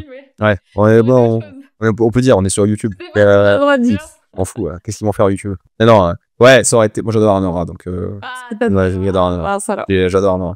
Mais pas pour le côté vraiment. Comment dire, oui, critique du capitalisme, du rêve américain, puis je trouve le film super drôle et j'avais vu le TikTok de ta collègue Yuna qui disait c'est bizarre, t'as une scène dans Anora où il y a un mec qui ligote du coup Anora, il se met en position derrière elle comme s'il a violé un peu quoi. Et du coup c'est ça qui est, moi j'ai trouvé ça qui est bien en fait, c'est qu'au fait et là à ce moment-là elle sait pas s'il va se faire violer, c'est pas ce qui se passe et tu sais que c'est des gangsters, des criminels, du coup tu sais pas dans quelle direction ça peut aller. En fait, le mec est sympa, mais pas trop, bref. Et c'est ça qui, moi, j'ai bien aimé. Mais j'ai vu ta pote Yuna, elle a dit non, c'est de la merde à cause de ça. C'est quoi ça? Pourquoi il fait ça? Sean Baker, prison. Bah, il est en prison. C'est peut-être parce que t'es un homme. Ouais. Bah, non, mais moi, j'aime bien parce que dans le sens où j'ai bien compris ce qu'elle a dit. Et c'est pas que je suis pas d'accord, mais dans le sens où, moi, c'est ça que je trouve intéressant parce qu'à ce moment-là où il y a cette position, c'est la scène est connue en film, cette position où ce mec met la rêve, mais moi, j'étais inquiet, putain, peut-être il va se faire violer, c'est horrible et tout. Et comme elle, tu vois, en fait, non, il joue sur ça. En même temps, il rappelle toujours dans le film qu'en fait, si le mec voulait, il pourrait la violer parce que c'est des criminels, gangsters qui tuent, c'est des méchants. Et en fait, il est quand même avec eux parce qu'il n'a pas le choix. Puis le rêve américain, le truc, il est sans obligé, forcé. Bon, au pire, Sean Baker, il est en prison avec ses Oscars, hein, c'est pas grave. Mais tu vois, c'est toujours le truc avec le parti pris, en fait. Le parti pris que tu prends de raconter qu'une partie du travail de ces personnes-là et pas l'autre, mais en même temps. Mais c'est pas moi, ce qui m'a, dans Anora, parce que c'est pas le travail qui m'intéresse. Oui, bien sûr, parce que c'est pas le sujet. Ouais, c'est pas le sujet. Le sujet du film, c'est qu'en fait, c'est une meuf qui est prête à tout, presque, pour s'en sortir de la misère, quoi, c'est juste ça. Et du coup, l'une des trucs, la thématique, c'est le travail du sexe. Et dans ces autres films, Sean Baker, j'ai quasiment tous vu. Dans Florida Project, c'est une travailleuse du sexe. Dans Red Rocket, c'est un travailleur du sexe qui, du coup, groom une meuf pour devenir une travailleuse du sexe alors qu'elle est mineure, ou alors il vient d'avoir 18 ans, ou alors je trouve qu'ils attendent dans le film qu'elle ait 18 ans, je sais plus. Très bien, Red Rocket. Franchement, moi, j'ai préféré à Florida Project, Red Rocket. Et du coup, c'est ça, c'est une porn star qui va groom une jolie ado pour que lorsqu'elle ait 18 ans, ils fassent des films de cul ensemble, quoi. Donc c'est ça, mais c'est ce qu'a fait Sean Baker. Et ça qui est bien, c'est moi je trouve qu'il traite de gens marginalisés et de travailleurs du sexe par rapport à ça. J'ai pas vu le Starlet, mais je crois que c'est sur le travail du sexe aussi, parce que je crois qu'il y a des acteurs porno dedans, littéralement, et ça parle de ça aussi, et ils parlent tous de ça, ces films. Bon, on connaît qu'on n'aime pas, d'accord, mais Anora, et même tous, hein, ça parle de Tangerine, c'est une travailleuse du sexe, arménienne, trans, si ma mémoire est bonne, je l'ai pas vu depuis, je l'ai vu en salle celui-ci, hein, pour le coup à l'époque, donc c'était pas mal, tu vois, faut que je le revoie, j'ai mis watchlist, parce que j'ai noté, mais parce que les gens me prennent la tête, ouais, t'as pas vu Tangerine? Si, je l'ai vu, mais j'ai envie de le revoir, parce que je l'ai vu il y a 10 ans quand il est sorti en salle, quoi. Et c'est le premier que j'ai vu de Sean Baker, je captais pas trop le délire. Mais Red Rocket, très bien. Et Florida Project, c'est pareil. Mais du coup, il prend le point de vue des enfants. Oui, des enfants. Qui est hyper intéressant. Disney, magnifique. Côté de Disney. Oui, Disney, t'as les couleurs du truc. Ouais. Alors que c'est l'enfer, quoi. C'est l'enfer. L'hôtel est pourri, quoi. Ouais, bah oui, l'hôtel est pourri. Mais c'est marrant parce que si tu regardes le Blu-ray 4K d'Anora, c'est elle en petite tenue, tu vois. Ah. Donc, Yuna, elle est pas kiffée. Ah, elle va pas kiffer. Ouais, t'inquiète, elle va pas kiffer. Vas-y, parle, je vais le trouver. Vas-y, parle. Putain. Non, mais du coup, il y a toujours une question, oui, sur comment... Ah, putain, ok. C'est pour ça. Très engagé. Non, mais il y a toujours une question avec sur dès qu'on offre une œuvre, dès qu'on montre un film de ah putain, mais oui, il a ce parti pris, mais il a pas l'autre. Il parle de ça, mais il parle pas de truc. C'est comme là, je sais pas si t'as vu, il y a eu il y a une interview avec James Cameron récemment qui a dit dans Oppenheimer, il parle pas de l'amour. Ouais. Mais moi je dis qu'il dit de la merde là, Cameron. Il dit souvent de la merde, Cameron. Mais le truc c'est que pour moi, tu sais, il y a plein de gens qui disent c'est pas parce qu'on a montré quelque chose dans un film qu'on l'a approuvé. Oui. Tu vois ça. Et moi je pense la même chose, que c'est pas parce qu'on n'a pas montré un truc dans un film qu'on l'a ignoré. C'est ce que je veux dire. Est-ce qu'on avait besoin du cinéma porn de voir la bombe atomique tomber sur Hiroshima Nagasaki d'Oppenheimer? Je pense pas. Est-ce qu'on avait besoin d'avoir le money shot des pauvres japonais qui se font désintégrer par une bombe atomique? Je pense pas. C'est pas le but du film. C'est pas. Enfin, c'est le sujet, hein, mais c'est pas le but du film. Et je pense, encore une fois, c'est le truc. Tu montes la bombe atomique, bah c'est giga stylé. Et bah c'est pas pareil, quoi. Tu vois? Non, mais c'est vrai. Après, on voit l'effet. On voit l'effet. Même pour lui, on voit ce traumatisme. Le film est à la première personne. Du coup, il voit ce que les gens voient tout le temps. Oui. Et on imagine plein de trucs. Non, on voit. Mais Cameron dit ça parce qu'il fait un film sur la bombe nucléaire. C'est pour ça. Arrête, c'est vrai? Mais oui, il fait un film sur. Sur Oppenheimer? Non. Non, sur le mec qui a survécu les 2 bombes. Tu sais, le japonais qui était à Hiroshima puis Nagasaki. Et du coup, adapté d'un livre, Last Man on Earth, je crois, c'est pas, ou un truc comme ça. Non, un truc, je sais plus, Last Man on, je sais plus ce que c'est. Un truc comme ça. Du coup, ça adapté d'un livre que le mec a écrit, je crois, ou quelqu'un a écrit sur lui. Et il a rencontré le survivant, parce qu'il est mort il y a quelques années, il a rencontré, et normalement, c'est le film qu'il doit faire entre Avatar 3 et 4, du coup. Mais il fait autre chose qu'Avatar. Ouais, je sais pas. Ça, c'est la bonne question. Mais ici, non, il écrit un scénario d'un bouquin, là, sur des mondes de fantasy avec des loups-garous. En fait, mais il sait pas qu'il va mourir bientôt, genre. Bah, en fait, non, mais c'est pour ça qu'il veut faire d'autres films. Parce que là, je pense qu'Avatar, il est un peu, saoulé. Il overdose un peu, je pense. Bah, je pense qu'il adore, et c'est presque son magnum opus de saga, et tant mieux, tu vois, il y a un mec, pour une fois, il arrive à créer un truc. Tu vois, on n'a pas vu ça depuis Star Wars, entre guillemets, donc c'est rare. Moi, je suis pas une hateuse d'Avatar, je trouve que... Mais du coup, il prépare un film sur la bombe nucléaire, et là, ça sera du bombe nucléaire porn, quoi. On est d'accord. Il y aura 2 séquences de ouf. Ils vont dénoncer un peu les États-Unis. Ils vont... Bah oui, mais ça va être super stylé. Oui, ça va être... oui, c'est pareil, c'est ce qu'on disait tout à l'heure. Oui, ça va être giga stylé. C'est juste... Moi, j'ai hâte de les voir. C'est une expérience cinéma de ouf. Putain, mais ça va être méga stylé parce que ça va être horrible, hein. Ouais, mais ça va être hyper impressionnant, et je pense que... Mais du coup, on va voir comment il va traiter ça, parce que c'est un mec qui fait des films d'action, Cameron. Tu vois, tous ces films, c'est de l'action, en réalité. Donc, à voir comment il va traiter d'un sujet comme ça. Est-ce que c'est la bonne chose de traiter la bombe nucléaire du point de vue de l'action?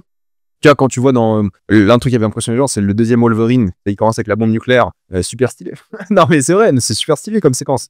C'est genre la meilleure séquence du film, tu vois. Il y a plein de trucs comme ça où les gens se disent c'est un vrai sujet. Et non, mais ça, c'est un truc que je vois souvent parce que moi, je suis pas mal de créatrices sur les réseaux, sur TikTok, soit anglophone ou francophone. Et parfois, moi, je kiffe un film, surtout par rapport aux femmes. Et puis, t'as Yuna ou n'importe quelle autre personne qui va dire mais non, t'as pas compris. C'est le male gaze. Non, mais pas à moi forcément, mais regardez, c'est le male gaze. C'est horrible et tout. Je fais non, mais moi, j'ai kiffé, c'était bien, tu vois, genre. Et puis après, non, mais ça. Bah oui, bien sûr, mais c'est pour ça que c'est intéressant que j'entende d'autres personnes en parler. Parce que je vois ce que tu dis. Moi, j'ai pas vu ça comme ça. Et justement, c'est parce que j'ai pas vu ça comme ça que c'est intéressant d'avoir le point de vue des femmes ou de metteurs en scène de différents pays, parce qu'on peut pas comprendre si on nous explique pas, on ne comprend pas. Et c'est pour ça que c'est important. Je suis pas d'accord avec Yuna sur ça, sur Anora, mais... Après, quand Anora remporte un Oscar, etc., enfin, on est obligé de 4, malheureusement. Bah, Sean Baker, on a gagné 4. Non, mais t'es obligé d'en parler quand même. Sûr, mais bien sûr, non, mais tout le monde en parlait. Et notre créatrice aussi, je sais plus comment elle s'appelle, une américaine qui a 500 000 abonnés sur TikTok, elle en parle souvent, elle fait des longs TikTok, et dit, bah écoute, ça, du point de vue de la femme, genre Nolan, elle aime pas du tout. Elle aime bien, mais... Oui, mais Nolan, comment il décrit les femmes dans ses films, c'est pas des personnages, c'est les plot devices. Clairement, elle sert à rien, quoi. Ouais, c'est ça, bah il fait du cinéma, ouais, c'est comme ça, quoi. Mais tu vois, mais c'est pour ça que moi, j'ai jamais relevé ça, parce que je vois les personnages comme des personnages, mais c'est vrai que c'est quand même consternant parce que dans tous ces films, les femmes servent un peu à rien, quoi. Ah oui. Ou alors elles servent de motivation au personnage principal, c'est pas les vrais personnages. Donc c'est pour ça. Et tu vois, quand je fais pas gaffe à ça. Enfin, maintenant je fais gaffe parce qu'on me l'a expliqué, on en a parlé, mais je vois ça quand même comme des personnages. Mais bon, au bout de 10 films, si c'est toujours les femmes qui ont un rôle de merde, tu dis bon, ça va se voir. Après, il fait sur le cinéma et je critique pas les gens qui ont des affinités par rapport à certains trucs ou pas. Tu vois, il fait ce qu'il veut. En vrai, s'il a pas de mettre des femmes en avant, il va pas. C'est nul, hein, mais par rapport à ça, et je peux comprendre pourquoi ça dérange, mais ça me dérange pas moi en réalité. Je dis juste, oui, c'est. Oui, ça touche pas toi. Non, mais je trouve ça un peu. Après, c'est intéressant quand Anora, par exemple, parle de vrais travailleurs du sexe. C'est intéressant d'avoir le point de vue de ces travailleurs du sexe c'est sur le film. Il y en a qui ont dit que le film était très bien, que voilà, elles en attendaient pas plus d'un film comme ça non plus, et que le minimum était présent. Et il y en a d'autres qui se sont pas du tout sentis représentés, que ce soit par les problématiques. En fait, il y a plein d'aspects différents et il y a plein de points de vue qu'on peut adapter sur un film, en fait, et sur une histoire, tu vois. Donc, en fait, je me dis, au bout d'un moment, la personne a envie de parler, elle a son parti pris et on peut le critiquer. Et ça sert à ça aussi, tu vois. On peut critiquer un parti pris, mais c'est aussi bien de proposer aussi d'autres films qui abordent d'autres parties, tu vois, qui montrent d'autres points de vue. C'est pour ça que je parlais de Have to Have Sex pour les violences. J'en ai pas pour les travailleurs de sexe, mais je trouve que c'est important quand même, tu vois. Ouais, il y a le film avec Jennifer Lopez, là, au fond. Je sais plus comment il s'appelle. T'as vu ce que tu sais? Bah oui, non, mais voilà. Non, c'est pas les travailleurs du sexe en plus, c'est des stripteaseuses. C'est une comédie, braquage. Et tout. Je sais pas, j'ai pas vu, j'ai commencé 20 minutes, c'est énorme. Non, les gens disent, ouais, c'est pas mal. Je fais, non, c'est pas. Non, mais j'ai regardé 20 minutes, j'ai arrêté. Non, mais c'est clair que c'est important d'avoir d'une de la représentation d'acteurs, de scénaristes. En fait, surtout aussi de scénaristes et réalisateurs, parce que même s'il y a des acteurs pour la représentation, c'est top, très bien, mais c'est pas suffisant, quoi. Il faut que les gens en amont, tu vois, si c'est les mêmes producteurs, les mêmes en boucle qui font tous les films, ou les mêmes scénaristes et les mêmes réals, bon, c'est pas fascinant, quoi. Mais c'est ce que disait justement je sais plus c'est quoi le nom de, tu sais, dans Killers of the Flower Moon, Scorsese, il a pris des consultants, je sais plus c'est quoi le nom de leur, je sais même pas c'est quoi le terme, nation, clan ou famille, je sais pas c'est quoi le terme exact. Et du coup, il a pris des consultants, et les consultants ont dit, on aurait préféré que ce soit quelqu'un comme nous qui fasse ce film, mais le film n'aura pas été fait, et c'est le meilleur film qu'un mec comme Scorsese peut faire. Par rapport à, tu vois, ils ont dit, pas tout est parfait, mais c'est le meilleur truc qu'on a pu faire avec un réal comme Scorsese, qui est pas du tout, c'est un réal américain, italien d'origine même. D'ailleurs, ces films, c'est beaucoup au fait qu'ils ont rien à voir, il y a rien à voir avec l'Italie en réalité. Il est américain-italien, donc c'est une autre nation à part presque. C'est ça qui est intéressant. Et du coup, il a dit, c'est le meilleur film qu'un mec comme Scorsese pouvait faire. Et c'est pour ça que Scorsese, à la fin du film, il somme, spoiler Killers of the Flower Moon, mais c'est pas un vrai spoil. Mais en gros, à la fin du film, c'est Scorsese qui part. En fait, ouais, parce qu'il parle, ouais, oui et non. Ouais, oui, non. Ouais, non, parce qu'il joue pas Scorsese, il joue un acteur de radio. Et il dit, en gros, c'est lui qui réalise que ce qu'il a fait là, c'est littéralement de l'argent et de l'art sur les victimes et les morts d'un peuple qui le concerne pas. Et il réalise que ce qu'il fait est pas ouf. Mais qu'en même temps, il l'a fait parce qu'il trouve que c'est important de le faire. Et personne d'autre ne l'a fait. Et vu que c'est Scorsese, il pouvait le faire. Et c'est le juste milieu, quoi. C'est, tu dis, bah, oui, ça aurait été bien que, mais t'en connais, toi, des réalisateurs natifs américains? Et surtout parce qu'ils ont plusieurs, je sais pas si le terme c'est tribus, ou ils ont plusieurs familles ou peuples différents, ethnies différentes de natifs américains. Tu vois, est-ce qu'il y a combien? Il y en a 200, je crois, des ethnies différentes aux États-Unis de natifs américains, peut-être. Et du coup, bah, est-ce que tu vas trouver? Il y en a un Reservation Dogs, j'allais dire War Dogs, mais Reservation Dogs, c'est une série, justement, avec des, à la base, c'était produit par Taika Waititi, parce que justement, lui, il aimait produire des trucs parce que lui aussi, c'est un natif, c'est un Maori néo-zélandais. Et ça, c'est une série qui se passe en Oklahoma, Reservation Dogs en Oklahoma, qu'avec du coup des acteurs, des scénaristes et des réals, pas que des réals, mais beaucoup de réals aussi natifs américains. Et tu as que des acteurs natifs américains qui parlent de ça, quoi, qui parlent de natifs américains dans la société américaine d'aujourd'hui, en Oklahoma. Je crois qu'en Oklahoma, c'est là qu'il y a le plus de natifs à voir hein, dans l'intégralité des États-Unis. Et en vrai, c'est ça qui est intéressant aussi, tu vois. Et tu le ressens, parce qu'il y a des trucs que tu n'as jamais vu dans une série, parce qu'il parle de choses, tu dis, bah, ouais, c'est vrai que c'est intéressant, parce que c'est un point de vue que t'as pas, qui n'a jamais été évoqué, et c'est cool, tu vois, tu dis, ok, c'est nouveau. Parce que c'est ça aussi, la recherche de la nouveauté, de nouvelles choses, et c'est pour ça que c'est important de voir des trucs comme ça, quoi. Et la série, je crois qu'il y a eu 3 saisons, 4 saisons, au final, mais ça a arrêté, là. Mais je suis d'accord avec toi, du fait que, Killers of the Flower Moon, en termes d'accessibilité, pour tout le monde, pour personnes qui ne connaissent pas ces histoires-là et tout, c'est très important. Ouais. C'est très important qu'un Scorsese arrive avec un film comme ça et qui parle à tout le monde finalement, et que tout le monde puisse le voir et tout le monde puisse le comprendre et qui nous raconte ce récit-là que moi je ne savais pas, je ne connaissais pas, tu vois. Oui. Et c'était un... Et pourtant il est long. Ouais, et pourtant, tu vois, réalisé par 3h30. Moi, j'adore. C'était incroyable. J'adore, et moi, pour moi, c'est un de ses plus grands films, hein, Scorsese.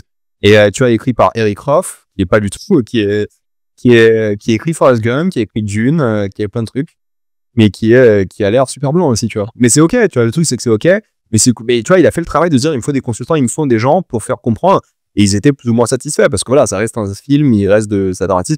Et moi, c'est un truc, j'avais vu pas mal d'Américains réagir. Il y avait la série Watchmen sur HBO, qui parlait du massacre de Tulsa, je crois, si je dis pas de bêtises, où il y a beaucoup de Noirs américains qui ont été massacrés par le Ku Klux Klan, ou équivalent de Ku Klux Klan, je sais plus exactement. Et il y a plein d'Américains qui disaient, bah, je savais pas que ça existait.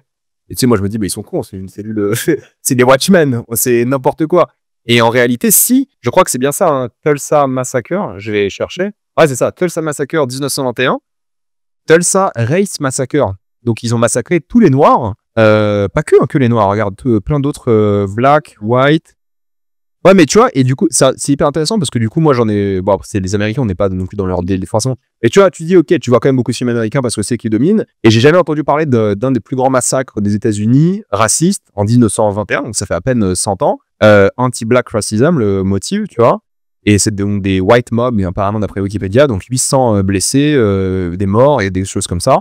Et du coup, il y a plein de gens qui ont découvert ça dans Watchmen, tu vois. Tu dis, mais qu'est-ce que ça a déjà de une? Bah, après, c'est un lien, parce que Watchmen, ça parle de ça aussi. Ça parle beaucoup de racisme, des choses comme ça, de suprémacisme blanc, évidemment, Watchmen.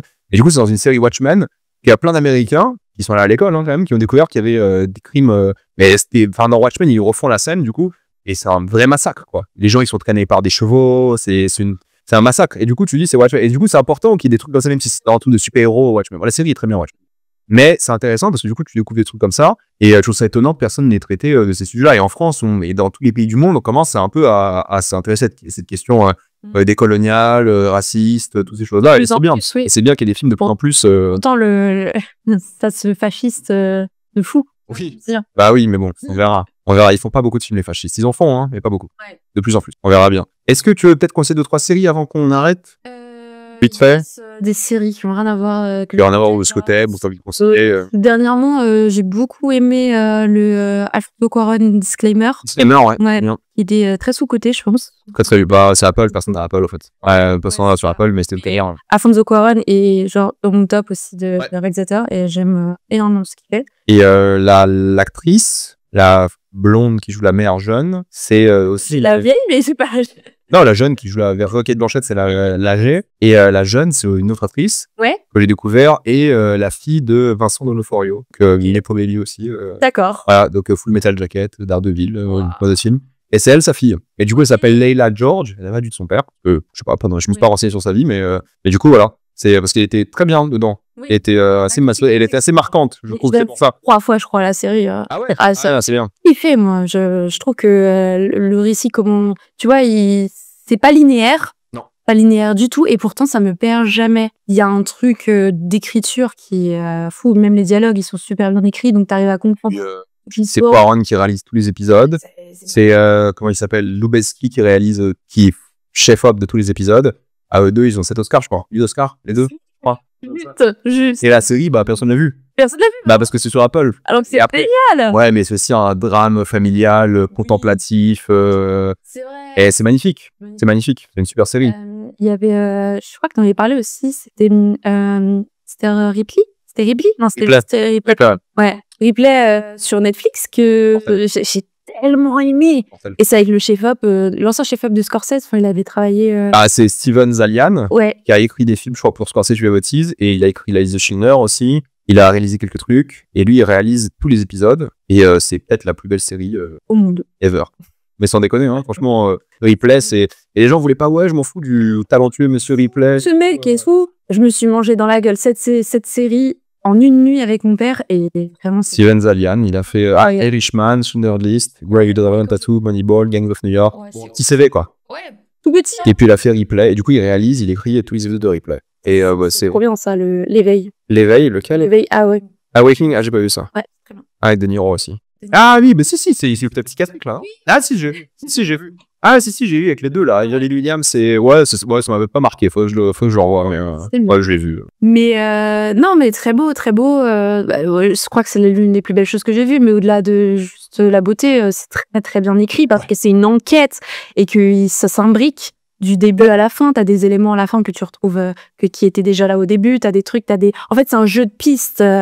Dans tout, dans sa mise en scène, il y a tout, en fait, même les lumières. C'est un film, c'est 8 heures de film, ou 10 heures, je sais même plus, c'est en noir et blanc. Il y a pas beaucoup de séries où tu dis il y a une mise en scène de ouf tout le temps. Exactement. Et là, la série, moi j'en avais parlé avec des gens de Netflix, on dit la série énorme flop. Ouais. Mais après, en termes de critique, c'était l'une des mieux notées, bah oui, parce qu'elle est formidable. C'est ça. Ouais, elle est géniale.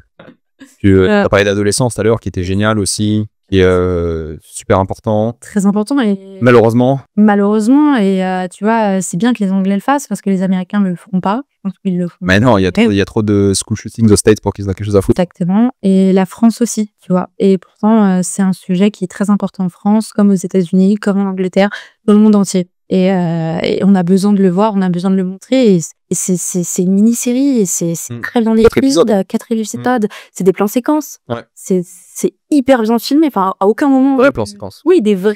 4 épisodes, il y a 4 vrais plans séquences. Ouais, des vrais. C'est ouf comment ils ont tourné ça. Regardez les making-of parce que vraiment, ça tabasse. Voilà. Parce que j'ai d'autres mini-séries. Ouais. J'ai bien aimé une série un peu rien à voir avec ça, mais c'était Hunter avec.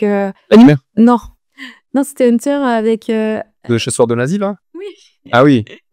C'est quoi? Al Pacino. Ouais, je vois. C'est sur Amazon, là. Ouais, j'ai vu la première saison, la deuxième, j'ai pas... Ouais, je comprends. Mais la première saison, j'avais trop kiffé. Ouais. Pourtant, la première saison, j'aurais dû kiffer la suite parce qu'il y a Hitler, là, en Argentine. Et j'aurais dû kiffer la suite, mais j'ai pas du tout accroché la saison. J'avoue que la saison 2 est... C'est juste Hunter, je crois que ça s'appelle. C'est Hunter, c'est moi qui dis Hunter x Hunter, c'est la oui. C'est Hunters et c'est en fait on fait comme si Hitler existait encore en fait. Oh, il existe, spoiler. Enfin, moi, j'ai pas dit la saison, ouais. Mais bref, dans la saison 1, il apparaît. Et Hitler, voilà. Ouais. Et Hitler, Hitler vieux. Oh oui, potentiellement, personne ne l'a tué en fait. Ouais. Après, je sais pas vu la saison 2, donc, mais la saison 1, c'est ça, c'est qu'Hitler à la fin. Ouais. Mais bon, voilà. Personne l'a vu aussi, donc j'ai le droit de spoiler. Peut-être ça va motiver. En fait, tu donnes que des séries que personne n'a vu. Non, si, Adolescence, ça cartonne. C'est c'est la série la plus regardée de l'année, Adolescence. Ouais, mais pour faire une suite. Puis Ah, c'est bien, mais ouais, c'est bien parce que c'est un sujet, genre, on est en train de perdre les jeunes hommes dans beaucoup de cas. Et les jeunes hommes se radicalisent, on le voit dans les votes, on le voit dans la société, les jeunes enfants. Les jeunes hommes se radicalisent de ouf. Et c'est bien qu'on en parle un peu, quoi. C'est pour ça que, du coup, le sensationnalisme dans les films, le sensationnel, pardon, dans les films, que ce soit dans l'action, la guerre ou quoi, pour moi, il a un peu ses limites de temps en temps, tu vois. Bah, dans l'adolescence, on montre. Ouais. C'est ça qui est bien, on montre les répercussions du crime. C'est ça. Et tu vois, pareil, le débat qui est sur l'adolescence, c'était, on montre les répercussions du crime de la famille qui a commis le crime, entre guillemets. Mais pas de la victime, tu vois. Et elle le dit elle-même, l'enquêtrice, elle dit on ne parle jamais de la victime. Ouais. On parle toujours d'elle à la troisième personne, tu sais, en mode comment cette personne. Et du coup, la série ne parle pas non plus de la victime, tu vois. Exactement. Après, c'est un choix. Moi, je trouve pas que je trouve que c'est une excellente série. Mais du coup, c'est un choix. Mais tu as parlé de quoi de la victime aussi, tu vois. C'est la question. Est-ce que dramatique d'un point de vue drame, disons. Est-ce que c'est pas plus intéressant de parler de la famille qui a commis le truc? Mais surtout, tu parles à qui avec cette série? Tu parles aux jeunes hommes. Et t'as besoin qu'ils se sentent concernés. Ouais. Si tu leur montres. Ouais, tu pourrais dire ça. Tu montres. La série, c'était une meuf. Non, mais s'il y a un épisode sur la famille qui était victime, tu aurais pu montrer les impacts. En fait, ce qui est plus intéressant d'un point de vue du drame, c'est de montrer en fait, la famille et comment le père vit avec son fils a fait, quoi. C'est ça qui est fort. Donc bon, c'est très bien dans l'essence. Il faut faire une saison 2, mais je pense que c'est une bonne idée. Une bonne idée de trouver d'autres sujets et tout, parce que c'est important de parler de ça, quoi. Bien sûr. Il y en a de plus en plus, c'est grave. Et on va sur les réseaux, on est en train de perdre une génération de jeunes hommes on est en train de les perdre. Rien, quoi. Pour des conneries, quoi. Et ça, c'est vraiment un climat politique qui s'installe aussi, tu vois. Et c'est vraiment à l'image de notre gouvernement et de tous les gouvernements globalement dans le monde. Voilà. Belle conclusion. Non, mais de façon globale, les films un peu que j'essaie de mettre et même les séries, c'est plus centré sur les relations humaines globales, hein, finalement. Ouais, carrément. Ouais. Obsession. Aussi. La folle. Ouais. Ok. Voilà. On s'arrête là. Dis-nous où les gens peuvent te suivre, du coup. Yes, vous pouvez me suivre sur TikTok. Moi, c'est Syl, du coup, SYL. Je mettrai tout dans... Ouais.